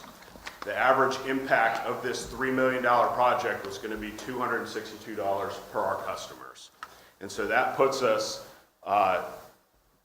almost out of the grant opportunity total. If we were to increase this project to a $35 million project, it would increase us to $3,000, but our rates are still low. So if we were to do a 20% rate increase on that $3 or $36, we'd be in the $40 range. So you can see even a 20% rate increase doesn't necessarily make us guaranteed to get grants or principal forgiveness, because we're competing against all of these other utilities in North Carolina. So we did not receive any grant or principal forgiveness for this project, but received a low interest loan. I believe it was 0.1%, which is very good right now. That's pretty good. But nothing's happened with that until council approves to go ahead with that project, so that's something we'll have to consider in the next budget cycle, correct? Well, Or we need sooner to, than that. yeah, so, yeah. And we just got the letter yesterday, so I'll work with Marty and Rick, and we'll try to present that in the next month or so. What's important here on this slide before I start talking about it is the colors, so you understand the colors. This is my department. It consists of 36 people, including myself. The colors here in yellow represent individuals in my department that have been here for less than 5 years. I've had 57% turnover in less than 5 years in my public utilities department. I've most recently lost 3 or 4 operators to neighboring utilities making $5,000, $7,000 more per year. This is significant. So in 2018, the EPA said we had to do America's Water Infrastructure Act, which is a WIA. We're currently undergoing the assessment phase of a WIA right now, just for the drinking water side of utilities. Our #1 risk to be able to provide our customers with potable water is our employees. It's not a fuel spill on the Neuse River. It's not a chemical spill on the river. It's not a pump failing. It's not a ruptured line. It's our employees. If this pandemic were to hit, well, it did hit, but if the pandemic would have hit our staff harder than it's hit, we've never had more than 1 person out at a time for COVID. But if it would have hit harder than that, we could have been very vulnerable at the plant. Just to make an adjustment on a fluoride pump at the water treatment plant, you have to be at least a B certified operator, which means you have to have a minimum of 2 years experience, plus you have to have the on-the-job training, and pass 2 certification levels. So that's pretty significant. Right now, I currently have 3 vacancies. I've got 1 vacancy at the water plant, so 1 out of 8 I'm missing, and I've got 2 vacancies at the water reclamation facility, so 2 out of 9 operators I'm missing. This is important because what I have here is uncertified operators, and I'm really missing 4 people at the water reclamation facility. I've got uncertified operators. I'm really missing 2 out of 8 at the water treatment plant. So some of these employees that signed on board, hey, I'm going to work one every 5th weekend. Well, now they're working back-to-back weekends. Now they're working every other weekend. And as you know, we work 24/7, 365. We do not stop. So that's one of the important pieces as we look at the utility rate study is our personnel and making sure that we're acknowledging them for the hard work that they do, whether it's, just a thank you or whether it's monetarily. So I'm back to this slide again, because this is where we're at right now. We just finished the financial plan 2 weeks ago. I worked with Marty and Rick to get their input for their CIP. We worked with Catherine for that financial data. Look at our operating costs, our capital costs, the revenue adjustments, the debt coverage, and some of our revenues, how we stand right now. So the CPI is a consumer price index. When we look at CPI over the last 10 years, what we're looking at there is inflation. So the orange line represents U.S. average inflation. And you can see how that relates to the industry-specific water and sewer inflation. So following the recession in 2009, it's gone down since then. Well, what happened during that as inflation rates were up there,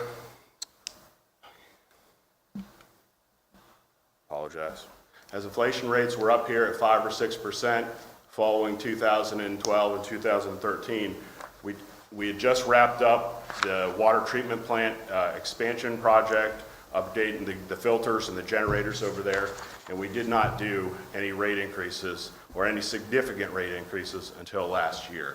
And last year, as I stated, the recommendation was to do at least 25%, and we did the 17.5%. So our financial planning assumptions, we were projecting moving forward that we'd have no growth in our water and sewer volumes or account. To the best of my knowledge, we don't have any industries coming in this year. Average residential usage is going to be the same. Case Farms is fairly consistent with their water and sewer usage, so we predicted no new increases. We also predicted, our non-rate revenues, which would be our fixed services for our meters or our surcharges for our industrial treatment. We had no increases there. Our expenditures, the fund balance was estimated. We're still going through the audit, so we're not 100% sure on that fund balance, but it was estimated for July 1. The budget for fiscal year 21 was used as our modeling.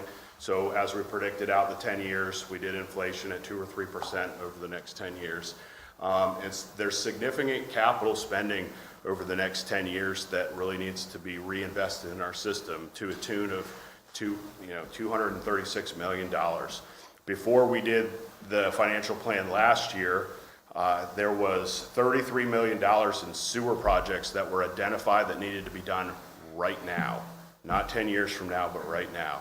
And so those were not incorporated last year. They're now in the financial plan, and that big cherry, little cherry project is one of those. So we've rapidly got that back in. And our key financial planning targets is we want to make sure that we have significant reserve levels. What we're trying to do over the next 10 years is increase our fund balance from 2 months of reserves to 6 months of reserves. We're trying to create that structural balance, and we're trying to have revenues that are about 25% over our expenses. You don't have that today. No, sir. We're about even. 1. Yeah, the sewer side of things is less than 1. The water side of things is closer to 1. So as you're aware, the city did not raise rates for essentially over that 10-year period. If we looked at inflation being 3%, that would be a 30% increase that we would have been looking at. And now we're trying to play a catch-up game. So as a result of the increases from last year, 20% is recommended for this next year to get rates up where they should be, just to get the basic needs of the system covered. And after these needs are addressed, we need to address the CIP and continue looking and moving forward with some significant rate increases. So Mike, so what, that last slide, I'm sorry. So what you're saying right there is the 20% is recommended for this upcoming budget cycle that we're going into is what you're proposing? Yes, ma'am, Okay. and I'll get to that slide. Okay. It's two or three slides away. If we did nothing, this is the scenario we're looking at. We can't cover debt services by 2024, and that's, we did the 17.5% rate increase, but as we kind of move forward, we're not going to be able to do that debt service coverage after 2024. Our fund balance, which is very important to us, especially during an emergency situation, would be depleted next fiscal year. And then our cash out will exceed our cash in around that same time period. What is your fund balance? I'm sorry? What is your fund balance? How much? It's around $6 million. You would have to ask Catherine to be.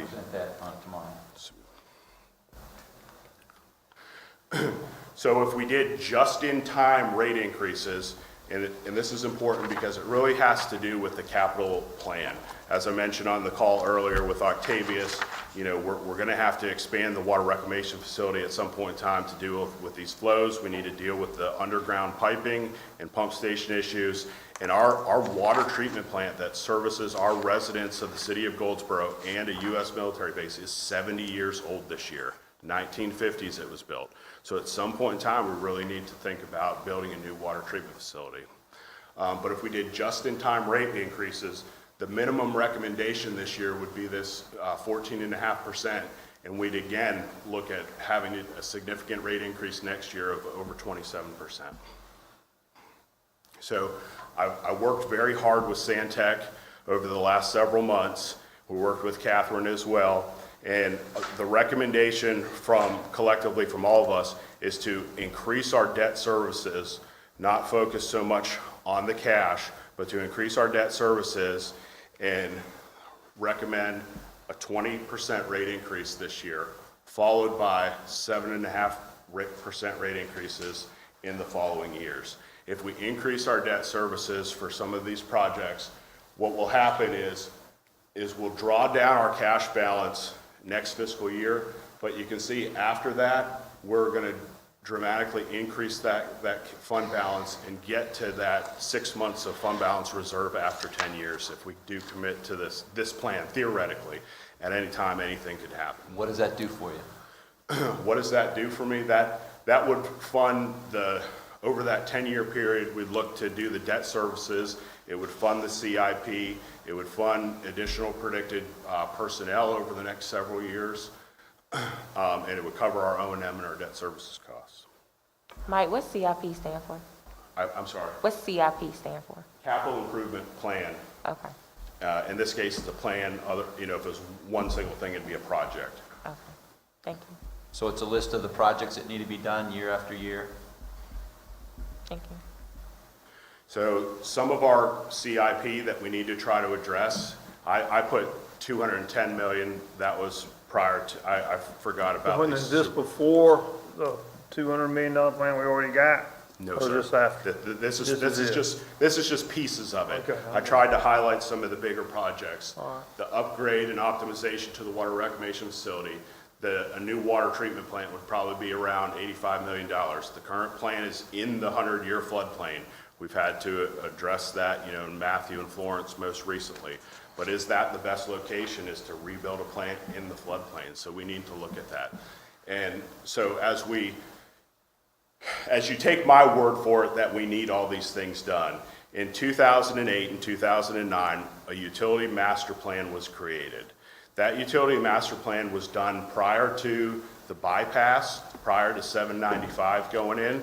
And so what we really need to do is have professional engineering services look in depth at the capital improvement plan. Can we get another 5 years out of the water treatment plant? Do I need to replace a belt filter press at the water reclamation facility in 2024? Can I do it in 2030? I really need some, specific engineering help to do that. So my recommendation, moving forward in the budget year is addressing that. Yes, sir. These projections are based on today's construction cost, I assume. There is some inflation in there, yes. Yeah, so not all, we've kind of surpassed what was predicted in 2009, so there is inflation in there. And in that rate study where we're predicting that 7.5%, Santec has incorporated estimating 3% inflation to construction costs to address the CIP. Well, yeah, especially right now. So one of the keys is to get this study done. It's not a cheap study, but it'll help us refine what our estimates are currently. Yes. But you've got a study that was done in 2009. Right. It's done, it's over with. I mean, What that do was you mean that was 10 years ago. So the CIP, 12. yeah, 12 years ago. So because it used 2008 data. So 12 years ago, it said we needed to build a new water treatment plant, and now we're 20 years from now, we're 12 years into that 20 years. So that was one piece of it, but addressing some of the detailed, replacing the filters at the water reclamation facility, et cetera, those things it didn't look at that time. It modeled our water and sewer system, and it just needs to be updated because our usage, the growth of the city is happening north. It's not happening in the south, due to the floodplain. Okay. So basically, we got a study that exceeded the time frame, so now we're having to pay for another one? Yes, to update it and refresh it. So I guess my next question would be, I saw the slide, you said some of the bar screens were from the 1960s and 70s. Yeah. What is the time frame or expiration date for that? And then my next question to follow that would be, what is the projected amount of usage of years for a water treatment plant? It seems like we've been kicking the can down the road until now we're being reactive instead of proactive, and we're having to catch up for Yes, sir. for years of procrastination, basically. Well, and even before he answers that, you still got every other department. It's basically in the same boat. Right. Right? So I mean, I think you gotta hear everybody and then figure out who you wanna. Yeah, so a bar screen, the 1960s bar screen is Yes, at sir. the 117 pump station. So and that's over by the firefighting facility. Right. The training grounds. So that in fiscal year 2017, 2018, I requested to replace that bar screen. It's about $225,000. So I've had to cut it each of the last 3 years. The plan, the capital improvement plan, was to replace the one at 117 pump station, replace the one at Little Cherry pump station. This year, replace the one at New Hope pump station. Now I've got 3 that need to be replaced, But you haven't done any of and I haven't got any. Yes, sir. them. Yeah. All right. Are you saying that we did a study and we did not use any of the information from the study? No, the information, some of the information was used We did the water treatment plant, where you saw those rate increases back in 2010, 2011. That was in preparation to then do the plate cellar project. That information was used in the plan. But now we've passed the plan's kind of out of date now. But Mike, aren't we going, or Chuck, aren't we going to start coming under some pressure to treat other municipalities, their wastewater too? I mean, I'm reading. Councilmember Broadway mentioned Fremont earlier, I think. Yeah, I've heard Fremont with all their I&I. They're Not all in over. the Well, if you recall, about 2 years ago, the city of Fremont, Fremont accepts Eureka's wastewater, and then both of them through Fremont discharge to us. 2 years ago, they had 600,000 gallons a day of capacity. During normal dry weather, they probably use somewhere between 150 and 200,000 gallons of sewer. We purchased back 300,000 gallons of that capacity. And one of the reasons we did that was because when our engineering department gets a request for a new industry or a business to tie into our sewer system, we have to be able to tell them that there's capacity available. Well, what happened decades ago was we sold capacity to our sewer system to Walnut Creek. We sold capacity to Fremont. We sold capacity to Fort Township. We sold capacity to the Genoa system, which is the county system. And of course, Seymour Johnson Air Force Base has capacity. So that unused capacity that they own, we have to account for that on any new sewer project. So if our capacity of our wastewater plant was 79%, like Octavius was showing in the slide, I still have to show that there's 900,000 gallons of sewer not being used, but it's not the city of Goldsboro's. We don't own it. It's these neighboring communities own it right now. And what concerns me is that all the growth is in the north end of the county. Yes. And we've got to be prepared to that. If we've already sold and we've given away that capacity. Well, it's the similar situation to the Rosewood Fork Township community too. They own, I believe, it's 125,000 gallons a day of capacity. They only use about 50,000 gallons of capacity. Well, all that flow goes through Little Cherry, Big Cherry, 117 pump station, and the 117 pump station has been out of capacity for the last 4 years. I can't upgrade that pump station because our collection system is too small. We need to upgrade the lines, or what was identified in the sewer project was an $11 million project to bypass that pump station. Mike, on the water reclamation facility, your capacity is so high because of the I&I, right? Describe really quick what you get on a daily basis when it's dry compared to what we've experienced over the last 2 months with rain, and you'll understand why we need to fix this infrastructure underground, which would give us additional capacity. We've had, if I look at 10 years worth of flow, we've had dozens of months where the average daily flow was less than 7 million gallons a day. Right now, as I mentioned earlier on the call, January we did 16.73 million. In February right now we're doing over 18 million. It's significant because the state has the 80-90 rule, like I said. 80% we need to start design, 90% we need to start construction. Right now in calendar year 2021, we're past the design part. We need to start building. So hopefully we can have a drier summer. I'm not forecasting that at this point in time, but that really ties the hand, because you're not able to say, well, this was just a freak incident with the wet weather flows. It kind of is what it is. Okay, thank you. That concerns me. Anything else for Mike? All right, are you done? I'm sorry, this is an important slide. Okay, go so ahead. That 20% rate increase, we're currently around $67, and this is where we stand this current year. If we did a 20% rate increase, that would take us closer to $81, and you can see that we're still below some of our neighboring communities. When the UNC School of Government does their benchmarking dashboard for their rates, what they determine as being affordable water is 3% of your median household income. So I don't know exactly what the MHI is right now in Goldsboro as we wait for some of this census data to come out. But for example, if it was $34,000, 3% of that would ultimately end up being $85 a month. So even if we did the 20%, we're still lower than that 3%. I think that puts us at about 2.9 or 2.95%. Now, how come Wilson's so high? I think they've addressed, they have a newer water treatment plan. I want to say in the last 10 years, they've built a water treatment, so they've just addressed some of their things a little sooner than we have. All right. Anything else? That's it. All right, thanks, Mike. Thank you. Good job, thanks. Thank you, Mike. Appreciate it. Great information.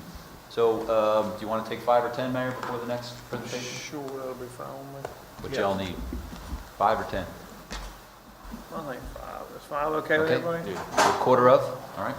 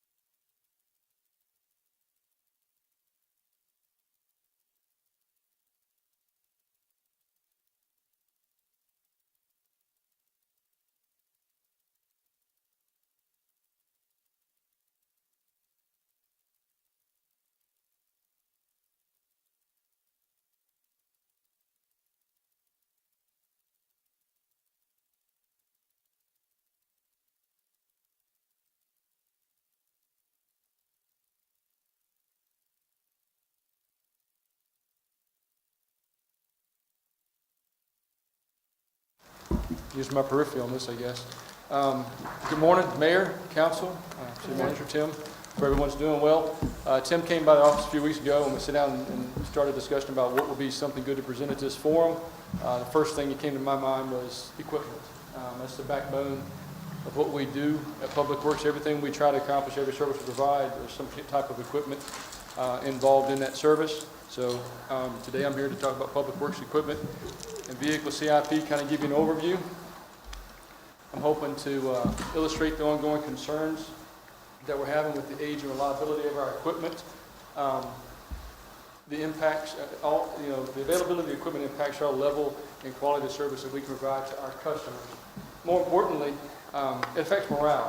Whether someone's been with us as an operator for 10 years, 15 years, or 20, or we just hired them last week, I'd say it affects that new hire more than anyone because it gives them an initial impression. And when we bring somebody in and put them in a piece of equipment that's 25 years old, that tends to break down and they can't perform the job, we're not setting them up for the success. We have a responsibility to provide our employees with the training, equipment that they need to be successful. And we expect a lot, trust me. We do a lot of work at Public Works, I expect a lot out of the staff, and we get it. But we need to provide the equipment to be able to do it successfully too. And of course, it's intuitive. The older equipment gets, there's a direct correlation between the cost and the maintenance. So that's something else we're trying to overcome as well. For the sake, at least in the beginning, I considered funding sources for the equipment, all three funding sources. We get equipment funded through the general fund, the utility fund, as well as our stormwater utility fund. So initially, I looked at 146 pieces of equipment and vehicles just in Public Works. And just to highlight too, the industry standard for heavy equipment and vehicles in a lot of cases is about 10 years. The life expectancy is about 10 years. Now we know that there's some flexibility in that. Some of our equipment is used every day. And after 8 or 10 years, it's time to really consider seriously replacing it or at least start that process of replacement. We have some that's not used as frequently, and you can extend that life out to 10, 12, 15, and maybe even 18 or 20 years. We have equipment that's 35 years old. So keep that in mind with the 10-year goal, industry standard, the average. Within Public Works, overall, across all three funding sources, the average age of our equipment is approaching 12 years old. Almost 40% of our equipment is at least 15 years old, and 55% of our equipment is at least 10 years old. If I pull out just the general fund component, the equipment that's purchased through the general fund, of course, y'all know the general fund is competed. Those funds are competed for across all departments within the city. So it's sometimes a little harder to get that funding for the equipment, unlike my stormwater utility fund. It's just for stormwater purposes. I have a little more control. We can isolate and separate funds out to buy equipment, and that equipment doesn't tend to be as old. But just for general fund purposes, the average age of our equipment is just over 13 years old. We have 50% of our equipment, approximately 50%, that's over 15 years old, and almost 70% of our equipment is at least 10 years old for the equipment that's funded through the general fund. Again, if I were to pull out all 7 divisions and put the data up here, I could be here for 2 hours talking. I don't want to talk for 2 hours. You don't want to hear me for 2 hours.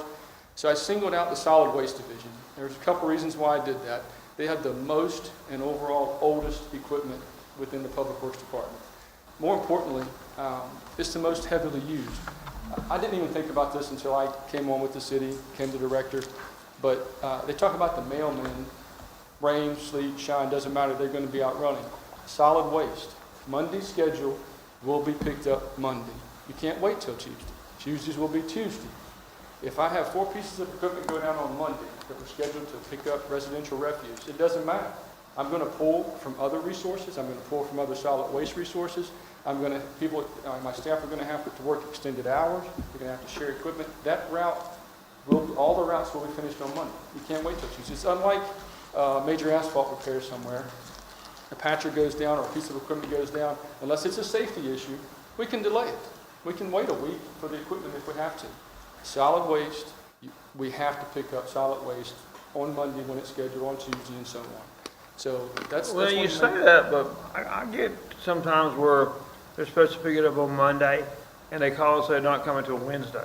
Is that because it's a city holiday? Holidays, yes, sir.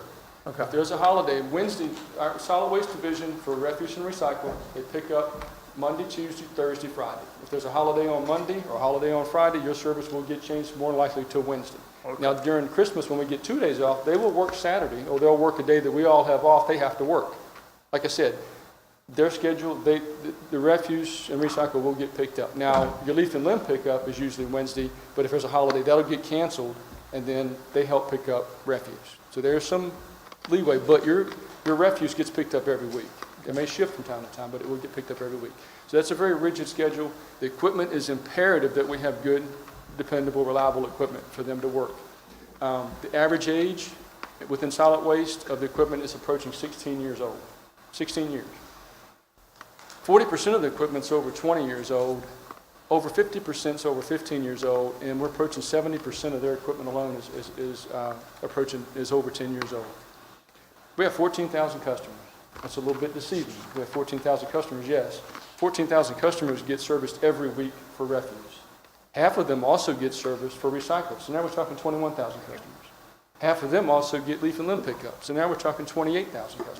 You throw in bulk item pickup on Wednesday, that's another couple hundred services there. So we're over 28,000 customers we have to service every week. Is equipment important? You bet it is. Now, fortunately, we have staff that have been able to overcome or willing to come in, work overtime, and make it happen. That's our saving grace, and we're our own worst enemy, because if we make it happen, you don't realize there's a problem until I get up here and start complaining. Not complaining, just trying to state some facts. I put together, every division has a 10-year capital improvement plan for equipment and vehicles. I broke it up into 5-year increments just for solid waste, because I couldn't you wouldn't be able to read it if I put the whole 10 years up here. But a couple points I just wanted to make. If you look here, this next year in 21, 22, if we can replace everything that's over, look, the newest piece of equipment here is 24 years old. The oldest is 34 years old. If we can replace that, then we move to the next year, it's very similar. You have to add a year here, so this is 22, 25, 23. Again, and the other thing, most of you that were here when we did the one-armed bandit, they converted it to automated services. That was the first year I started with the city. I wasn't part of it, but that's the first year. It seems like it just happened yesterday. People always tell me, well, we've got the new equipment, the new one-arms. The new one-arms are 7 years old this year. If we stick with this schedule, the first one will be replaced 3 years from now. It'll be 10 years old. The second one will be 11, the third will be 12, the fourth will be 13 years old. So we're trying to get on track and start rotating our equipment when it should be. That's the backbone of my residential refuse pickup, is that one-arm bandit, the one-arm bandit. So we're trying to get on schedule, but as you can see here at the bottom, to stay on track, to keep our equipment modernized, to get caught up from having equipment and trailers and stuff that are 30, 25, 20, 15, 20 years old, we're looking at a $500,000 to $750,000 investment over the next 5 years. Well, drag it out with the next 5 years. It's the same thing, and you have to add 5 years. This is 11 now, that's 21 years old. This one here is going to be 27 years old. And again, you're looking at between a $500,000 and $750,000 a year investment just in solid waste to try to modernize and keep our equipment current. I also picked solid waste because we generate revenue. Solid waste is one of my divisions that we generate revenue. It's through the $22 fee that we charge, as well as a commercial business. We have a commercial business that generates revenue as well. We also picked up Seymour Johnson, a contract with them about 2 years ago. That generates about $80,000 to $100,000 in revenue over cost as well. In 2019, 2020, the solid waste division brought in $3.3 million. That doesn't include Seymour Johnson, so you add another $100,000. The cost in 2019-20 was $3.1 million.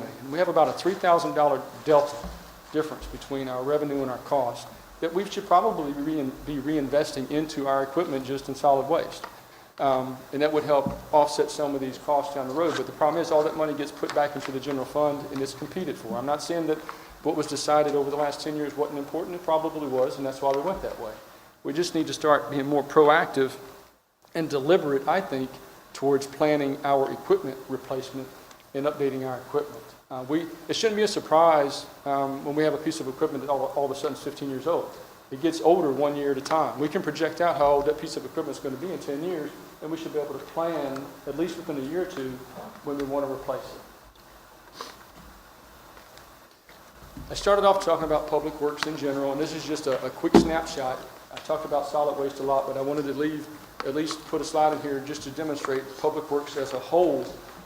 This first year was about $550,000 of this is going to be just solid waste.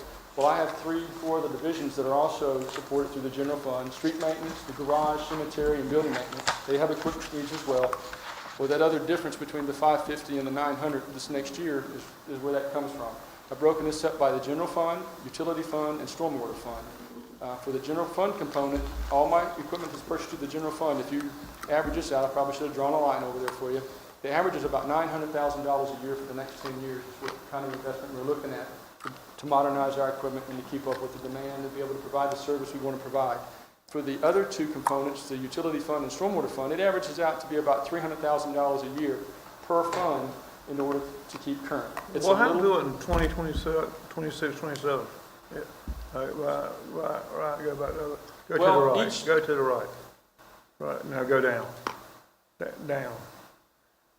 Go left, slow down, you're going like 2 jumps. All right, now get on that green dot right there, right. What happened to that? That's stormwater. That year, they didn't have a lot of equipment needs then. Each division went through, kind of like you saw with solid waste, they kind of averaged out between 500 and 700,000. We didn't want $1 million one year and 200,000 next. Each division did that on their own, but when I combined them, this is kind of how it skewed it a little bit. I haven't looked at the entire. You're buying equipment as you need it. This is the plan to replace things as you need it, and in that year, you don't particularly need it. That's correct, but also within each division, we spread it out evenly, but when you combine 7 divisions, it may not show evenly overall as Public Works as a department. But is this purchasing? This is purchasing, replacing equipment with purchasing only. Yes, sir. Equipment and vehicles. Yes, sir. Okay. So this kind of just gives a feel. So you're looking at, if you combine all 3 funding sources, about $1.5 million a year over the next 10 years. Things to consider when making decisions, of course. Doing nothing, status quo is always an option, no matter what decision process you're going through. That's always an option. It's not always the best option, but I threw it up there anyway because it's always an option to consider. We can reduce the level of service. I'll put leaf and limb, white goods, things of that nature. Reduce our overhead, invest that money into our equipment. We kind of indirectly do that every budget cycle. We'll put in our requests for what our needs are, what our costs are going to be to provide services, and what our CIP is going to be for equipment and our CIP for projects. And then we get told, okay, this division needs to cut $500,000 out. At that moment, we decide, are we going to cut services, are we going to cut repairs, or are we going to cut equipment? And that process usually ends up, equipment gets cut because we have to provide services and we get by. So we're already kind of doing it. We can increase rates. Currently, for the solid waste component, it's $22 a month for refuse, recycle, leaf and limb pickup, and white good pickup. That's a pretty good deal. Every dollar increase equates to about just over $160,000 a year. So theoretically, you could increase rates by $3 a month and generate $500,000 a year to put towards equipment costs. That on top of the revenue that we generate, the extra $300,000 a year would probably absorb most of that. That's always an option as well. Regardless of how the funds are generated, how they're pulled out, where they come from, the most important point I'm trying to make today is I think we need to set up a capital reserve for equipment replacement. Go ahead and be deliberate in our action, in our efforts, and obligate funds every year towards equipment purchases, citywide even. I've been told that we used to have a capital reserve for equipment years ago. I don't know if it was 10, 15, or 20. It was used to offset a budget shortfall. Makes sense. Whether we had it or not, we should have implemented it, I think, and this would help prevent us from getting to the point where we have equipment that's 30, 35 years old. Just be more proactive and deliberate in replacing it. And that concludes my presentation. Any questions? Not trying to be the downer here. It's just the facts of what they are. Just trying to present you with a realistic perspective on the equipment. Rick, I've got a question. Over the years, as we recycle, hasn't recycling become more and more expensive for us? Like we can't sell glass.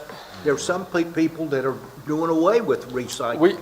We actually had to, in fact, the $22, I didn't mean it to be deceitful, but we actually, this year, we added $1 to the fee just for recycling costs.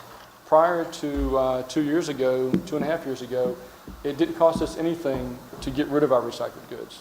Now, there's a cost to collect it and everything else, but we didn't have to pay for someone to take it. It went from 0 per ton up at one point to $110 a ton. We were looking at $130,000 a year in costs that we didn't have before for recycled goods, just because of the industry. The industry changed, it went belly up. It's back down now to about $80, $85 a ton, but that's still a cost that we have But to are you incur. charging us or you're not? The dollar You're charging is generating $160,000 this year. But that's if we charge it.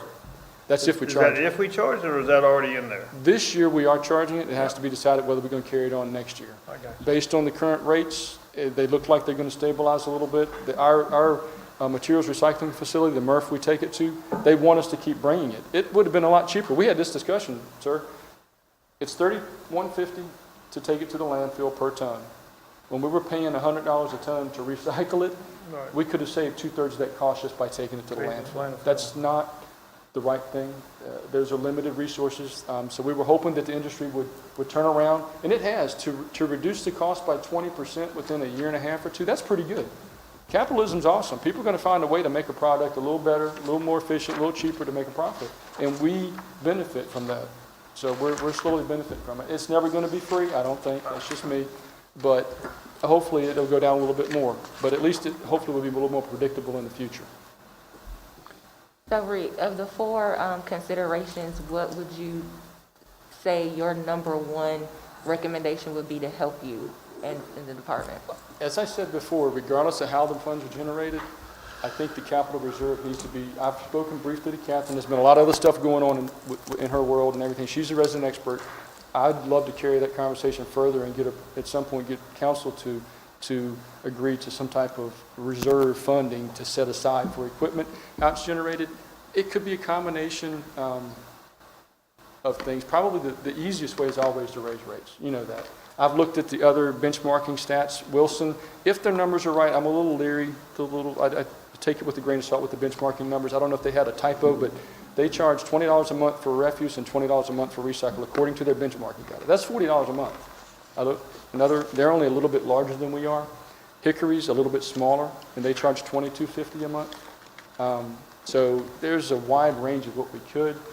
And that's good to look at, to kind of get a feel, but we know the cards that we're dealt. We know the state of our citizens. We know what people can afford. We know what our needs are. So we have to work within what we know about Goldsboro to try to figure out the best way for us. Good to look at the benchmarking, I agree. But just because someone else is doing it, their dynamics may be a little different. The decision component may be different than what we have to base our decisions on. So for solid waste, I think the fees are low. I know for me, just for recycle and refuse, if I want to recycle and collect my refuse at my house, it's $50 a month. But living in the city, you pay city taxes. They shouldn't have to pay $50. Some of the costs should be part of the taxes that they pay for being in the city. But $22, it seems to be, based on other things, a little low for the services that they get. And it's been, I think you were getting ready to ask me, Tim, I didn't mean to cut you off. The last time we raised fees was in 2013, actually. We raised them $1.25 to offset some of the costs of converting to the one-arm service. In 2021? 2013. We raised them $1.25. It went from $20.75 to $22. But before that, it was 2010. And we all know that every year, when we were getting COLA adjustments and raises of whatever, 1% here, 2% there, equipment costs go up, maintenance costs go up. There should be a 1%, 2% every year or two increase just to keep up with the current price to do business. And we haven't had a cost increase in 8 years. So could it be justified? Most definitely. Most definitely. I kind of did the political thing on you there and answered, but I didn't answer. It's okay. Thank you. Rick, in a previous presentation, Octavius was talking about street pothole repairs. Yes, sir. I was there. I heard it. And he stated that we were able to fill 99% of the potholes that's reported within 24 hours. Not just reported, but what we find. Tim can attest to this, hopefully, the weekly report I put in, there's some weeks we repaired 25, 30, 35 potholes or utility cuts are combined, utility cuts and potholes. But we only get a couple reported from time. It's usually when someone hits a large one and they tore the car up and then they'll report it to us. And they're not always happy. We can't be everywhere, but we do. We're very proactive when it comes to the potholes. And when we identify it, we incur a liability. So if we know it's there, if we don't fix it and someone hits it then we're liable for the damages. But if we don't know it's there, that's not a cop-out, but we can't be everywhere. There are going to be some out there we don't know about. How are they getting identified to you? Primarily from my staff. The crew, they drive. If a citizen or resident wants to identify it, they're doing it now. Laura sends me a notice that it came in, that she got a complaint or whatever. We used to have a 311. They come direct to your department as well, right? They can, they have. And They've those called are- me. Those are included in your metric. Yes, sir. I've gotten the call, and they're not always happy when they come to me. The first few words are not the nicest in the world, and I simply say, thanks, I really appreciate you calling me. I wouldn't have known there was a pothole there. We'll get right on it. And they're like, okay. We can't fix everything if we don't know about it. But I guarantee you, I'd almost say 100%. I only said 99 because there's that chance once in a while, if it gets reported at 1 o'clock the afternoon, they can't get that afternoon, and then something happens the next morning, they get called on an emergency, they can't get to it. That's usually why that 1% doesn't get done. Doug is on top of that. My guy that runs the streets crew, he's on top of it. He's got a spreadsheet. We do it at City Works now. Work order gets cut, and I guarantee within 24 hours, unless something happens, he gets called off of it, it will get fixed. Okay, great, thank you. Thanks, Rick. Yes, sir. Appreciate the update. Anything else? Anything else for Rick? Is that okay, the question? I feel like I left you hanging, but. No, it's good, thank you, I appreciate it. I'm not sure we need, Thank you, Rick. I'm not sure we need to recycle. Yeah, I know. People ain't doing it the right way. I don't know that that's even good. Yeah. Half the people don't We got do it. Randy now? No, you We're got running Marty, engineer. Marty, okay. I said Randy, but I meant Marty. There's shit all over the place. I think we could save a lot of money if we did. Just get it. What's a CFM? I don't know that it does that much good. Cause you can't Hey, Marty, even put color. what's a None of CFM? that stuff. Certified floodplain manager. Has to do with our CRS program, community rating system. Bob, is that you back there? Good morning, Hey, buddy, how are you? Good to have you Mayor, back. City Council. You look good back there. This is Bobby Croom, our assistant city engineer. And that is current. Thank you. The list is on the inside. Thanks. Thank you. And congratulations to you. Thanks, sir.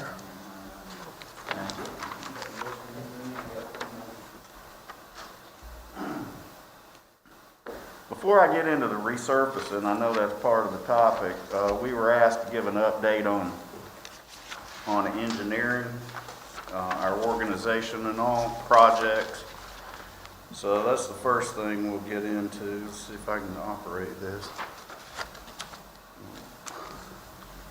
There we go.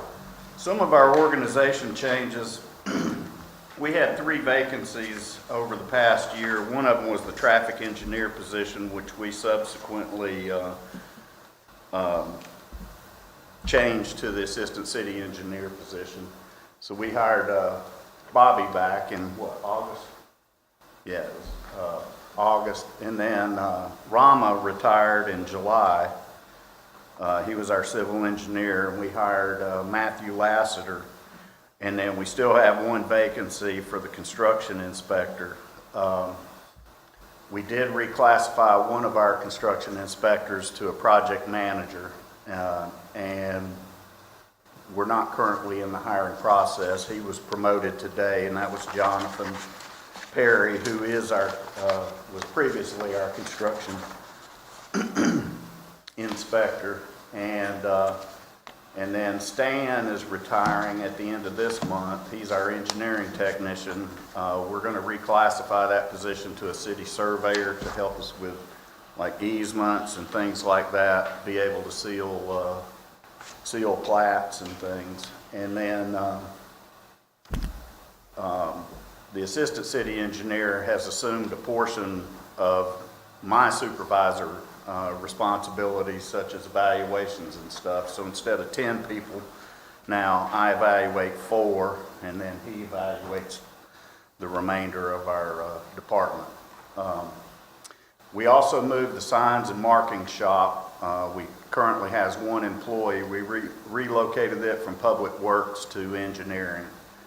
We will be requesting an additional position, sign technician position, to help out in that endeavor.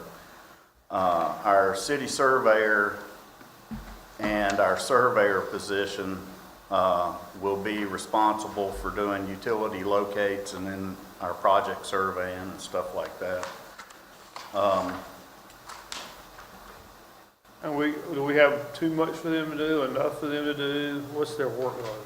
Currently, we have too much going on our city surveyor to do all the utility locates. He's swamped over there on North William Street, and I'll get into some projects that's gonna increase his workload, so we're gonna need help. Recently completed projects, we completed the emergency project from, was it Matthew or Florence? I think it's Florence. Hurricane Florence, that was the project we did up Jefferson Street, Beach Street, sewer rehab. Like I see them, they're still working on those right now. Well, we have a different rehab Is that a different group rehab? that's working in that area. You'll see on upcoming maps here. And then we completed the Center Holly Street elevated storage tank repainting. Which looks good. And it looks really good, got the spire back on it, so it ought to look pretty, well, you saw it at Christmas time. We had the lights back on this year. There's where those 2 projects are located. That's kind of hard to see. I like the black version of this better, where you can see the streets and stuff, but our current projects are listed here. The biggest one is just about complete, which is phase 4, and that's probably the one you're referring to. And that's where they're running back out now and probably doing some taps they didn't do, or. Yeah, they're going back and reinstating services and things like that. We also have another wastewater system improvement project that's in 3 different locations. I'll show a map here in a second. And we have the water system improvements project. We think will go to bid in April of this year, maybe May. That's $3.6 million. Salem Church Road from Fedlon Trail to Lane Tree Golf Course, that's one section. Elm Street, there's a section of water line there. There is another section, I can't remember where it is. It'll show up on the map here in a minute. And then the New Hope Road area, we're creating a pressure zone to boost the pressure over there. So. And then we have the infrastructure recovery project, which is the Golden Leaf Foundation. It's almost complete as well. Where was it? I'll show you on the map. It should be the wastewater system improvements. Do what now? The outfall here. Seymour Johnson, that's part of it. And then Glen Oak Drive is another one. I don't know where that is. Well, that's it right there. It says Seymour Johnson outfall. Well, now where is your, like the dirt road paving? What does that mean? Those are the dirt roads that we're currently paving. This is Oak Hill Drive up here. Okay. This is Mimosa. Okay. East Mimosa. This is Hawthorne. And this is Chestnut. And they're doing that now, right? They're working on that right now. They're over there on Chestnut right now. Right. And then they already completed Oak Hill and they completed Hawthorne. That's good. That's okay. It looks really good over there. It looks a whole lot better than Dirt Street. And all the residents are happy, at least That's a good sign. what they've told us. But those are the projects that are spread out. This is the sidewalk project. This is one on Ash Now, Street. who's doing that? Ashland, Alabama. Who's doing that? Who's working Are we on that? doing We that? are doing that in-house. And how do we pick where to do it at? You guys picked it. We picked it? You picked it. You had a list of sidewalk projects you wanted to do. I think Spence Avenue was one, and this one, and They came from the fee and lieu monies that planning accumulates over the years. That was a project that has unfortunately been in the process for more than a couple of years. Okay. So that's what we're trying to move forward. All right, I got you. And we're going back and forth with DOT as far as the wheelchair ramps. We want them to put it in, and then we'll build the sidewalk to them. So, They don't want you to do that? Mr. Moore, well, we're on sidewalks. I asked a question earlier. A lot of these contractors like that are doing gas lines and stuff, they've been parking their equipment on sidewalks. I know my street, about 2 blocks down, they've torn up the sidewalk and just put crush and run gravel. Are they gonna be accountable for fixing that, or is that gonna fall on us? they are responsible for replacing the sidewalk. Do you know specifically what street, so we can Yes, sir. keep eyeballs on Mulberry and Lionel, it? Mulberry and Lionel. Yes, sir, right at those ends, and then they parked the equipment and just put rocks in people's grass, where, you know. some of them- Unfortunately, they do not give us heads up on what they're doing. Yes, sir. That's just the way utilities are, so Okay. unless somebody, unless we see them out there working, to know who to go to, Yes, but, sir. And I took, Now, Marty, Marty, in regard to that, is it in the contract that they will replace and repair the concrete curbing? I don't know what the franchise agreement says. That's technically our contract with utilities. I'm pretty sure it says whatever they mess up, they have to fix back. That's a pretty broad statement. Right. And, so we have to keep their feet to the fire to fix it. Maybe we ought to have a sometimes. more specific In a contract. timely manner. So there's kind of two separate issues here. One is the contractors that engineering department contracts are worked out on. We actually have complete control over what that contract says and what we hold them accountable for. Okay. The other issue that we run into, the biggest problem, is when we have, I don't want to name specific utilities, but when we have utilities in the roadway that aren't city maintained. Then there's the statewide utility franchise agreement that dictates what can and cannot be done. We have a tough time from the city standpoint of truly hold their feet to the fire as much as we would like, and for them to be as responsible as we would like. There are ongoing conversations, legal battles with the Utilities Commission about what we can do and what we can't do. But as a city, we're just limited in what we can do. We try to fight that battle, but it's uphill struggle. And the biggest problem is not necessarily them fixing it back, it's them fixing it back in a timely manner. Right. We hold our contractors to, about a week to get it done. I mean, we make them patch the holes and maintain them until they can do the asphalt repair.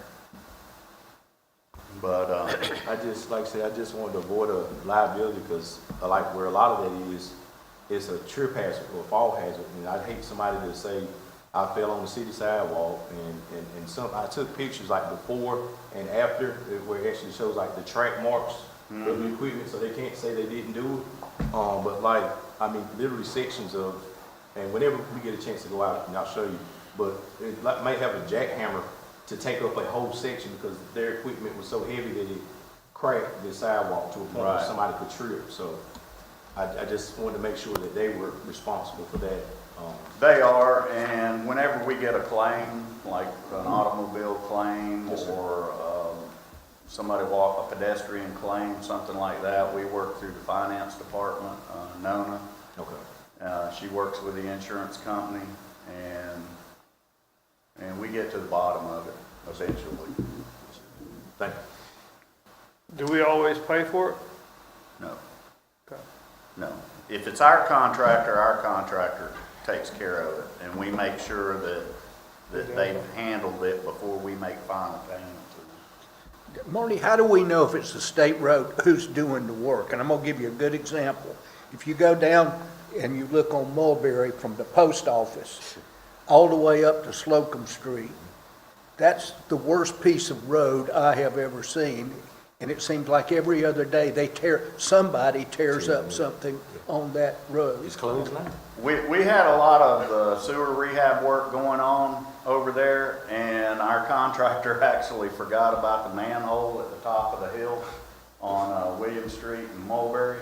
But all that was tore up down there, that was our contractor. The Clean Water Management Trust Fund, our loan that we have, will not pay for full resurfacing. They'll only pay for asphalt repair. So what we're going to do is include that in this year's resurfacing contract to make that a smooth transition. I know it's horrendous. That's the worst road in town. But see, I had to wait. I was going to do it 2 years ago, but then we had this project come up, and I said, well, we're going to tear it all to pieces. There's no sense in resurfacing it this time. Let's wait for them to get done. Oh, we got 300,000 in liquidated damages? Oh, wow. Yeah. There is a financial incentive for them to hurry up and get done. We are holding a significant portion of money.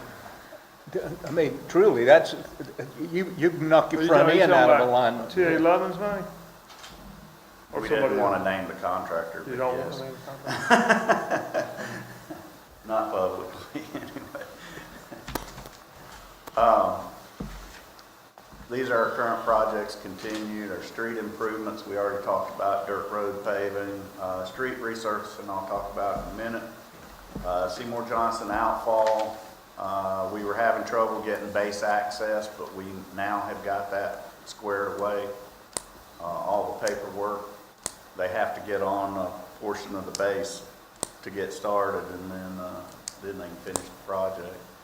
The sidewalk project we talked about, that was Ash Street from the railroad tracks to Alabama and down Alabama to, is that Oak Street? Yeah. And then Stony Creek Greenway, that's between Royal Avenue and Quail Park. We just found out they're going to release the $187,500.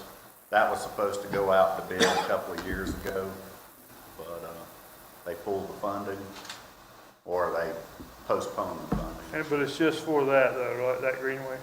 It's just for that greenway, yes, correct. This is the area for the phase 4, so you've probably seen a lot of work in that area. This is Center Street, that's Laurel Avenue, this is Elm Street, that's either Hillcrest or, yeah, I think this one's Hillcrest, and that's Ash Street. So that gives you an idea where the boundaries are for phase 4. That was the $9 million project. That's the one where we were doing the re-gigging the sewer line, or whatever you call it. Redigging the sewer line, right?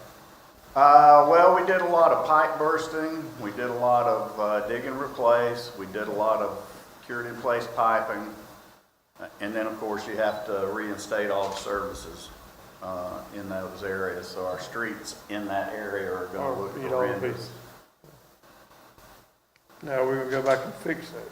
We will go back and fix those in subsequent resurfacing projects. They would be moved up to priority. Our upcoming major projects are pretty much, on this last one. On this last one, I also needed to add North William Street widening. It's a DOT project. It involves $2+ million in our utility relocations. You talking about water, sewer. Central Heights? No, the North William Street, from the old bypass to the new bypass. We're doing what now? North William Street. I understand. What are you doing? You're widening it? You're widening. Well, they're widening, it's an NCDOT project. They're widening the street, but as part of that, our utilities are having to be relocated, our water and sewer. are And being. we're having to pay that much money? It's a little over $2 million, and DOT is responsible for 50% of it, and we're responsible for the other 50%. Why can't you make it a little more disproportionate? Actually, state legislature did. They changed it from 50%, so future DOT projects, we will be responsible for 25%. Okay, well, good for them. They need to So hurry up. keep talking to Get that. Representative Bell and Yeah. get that They need to hurry up number on down. that. Well, that's a lot of money. Yeah, it is a lot of money, especially when you start looking at these Yeah. right here. These are future DOT projects. I can't tell you exactly how many millions of dollars each one of these will cost us as far as utility relocations, but these are upcoming. I think this one has just come back on board as far as design, so we're coordinating with the design. Well, the first one's still on board, right? Yeah, this one has gotten moved twice. Where are you at, up or Up down? at the top. Okay. Central Heights, Okay. Berkeley Boulevard. That one was originally supposed to go to let for bids in December of last year, and then they moved it to June of this year. Now they moved it again, Okay. but it's still on. I just saw an email not too long ago that this one's back on the design. They're starting to.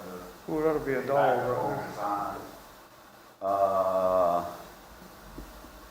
That one's from New Hope Road to Salson. That one's going all the way to Salson, but so is this one. That one's going from New Hope Road to Salston, and then this one's going from Berkeley out to the old bypass. But we'll have utilities involved in all that. When it says funding has been pushed to unfunded category, does that matter to us? If one of these projects gets pushed to that,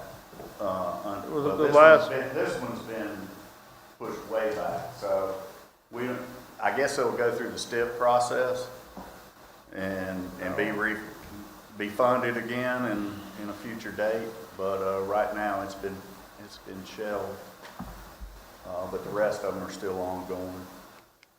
Okay. And resurfacing. What I passed out to you is a copy of the list. This list was approved last August by City Council. This is the same one. Since we were down personnel in engineering, we did not put this out for bids. One, we didn't have enough personnel to get the work done. The second issue was winter was coming on, so we'll put this out for bid this spring and hopefully have it done by, I think that's going to be about a 6-month project, so we're looking at having this one done by October Of 2021? 2021. This is about $1.5 million. This will finish out our street bonds.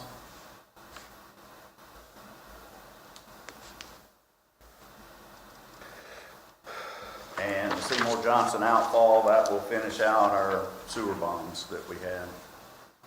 And where's that at? The Seymour Johnson? Yeah, where's that outfall? Where's that at? It's it pretty much parallels Slocum Street.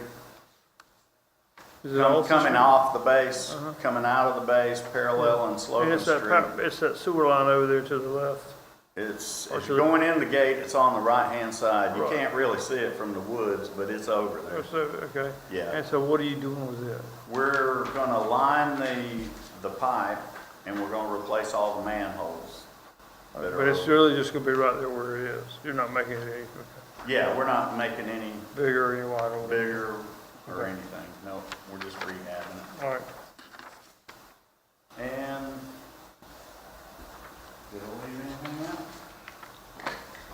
That's, Anybody else got any questions or thoughts? we got a lot of stuff coming up. Be about time you quit. And I am retiring at the end of the year, so. This is my last council retreat and budget season. Enjoyed your vacation too much, huh? Yeah, I love scuba diving. Scuba diving. Yeah. Oh, my. All right, thank you, Randy. Thank you, Marty. Thank you, Appreciate Marty. it, Bobby. Randy. Thanks for putting this together. Oh, I'll call you Randy, I'm sorry. Fight the words. No, I'm good. Thank you. All right, thank you. So lunch is up next. We're 10 minutes ahead of schedule here. Where are we going, we just gonna eat where we want, is that the Yep, deal? on your own. That's what's been scheduled, and then we start back at 12:45. I don't believe you don't have no damn lunch up here. So, hour and 10 minutes.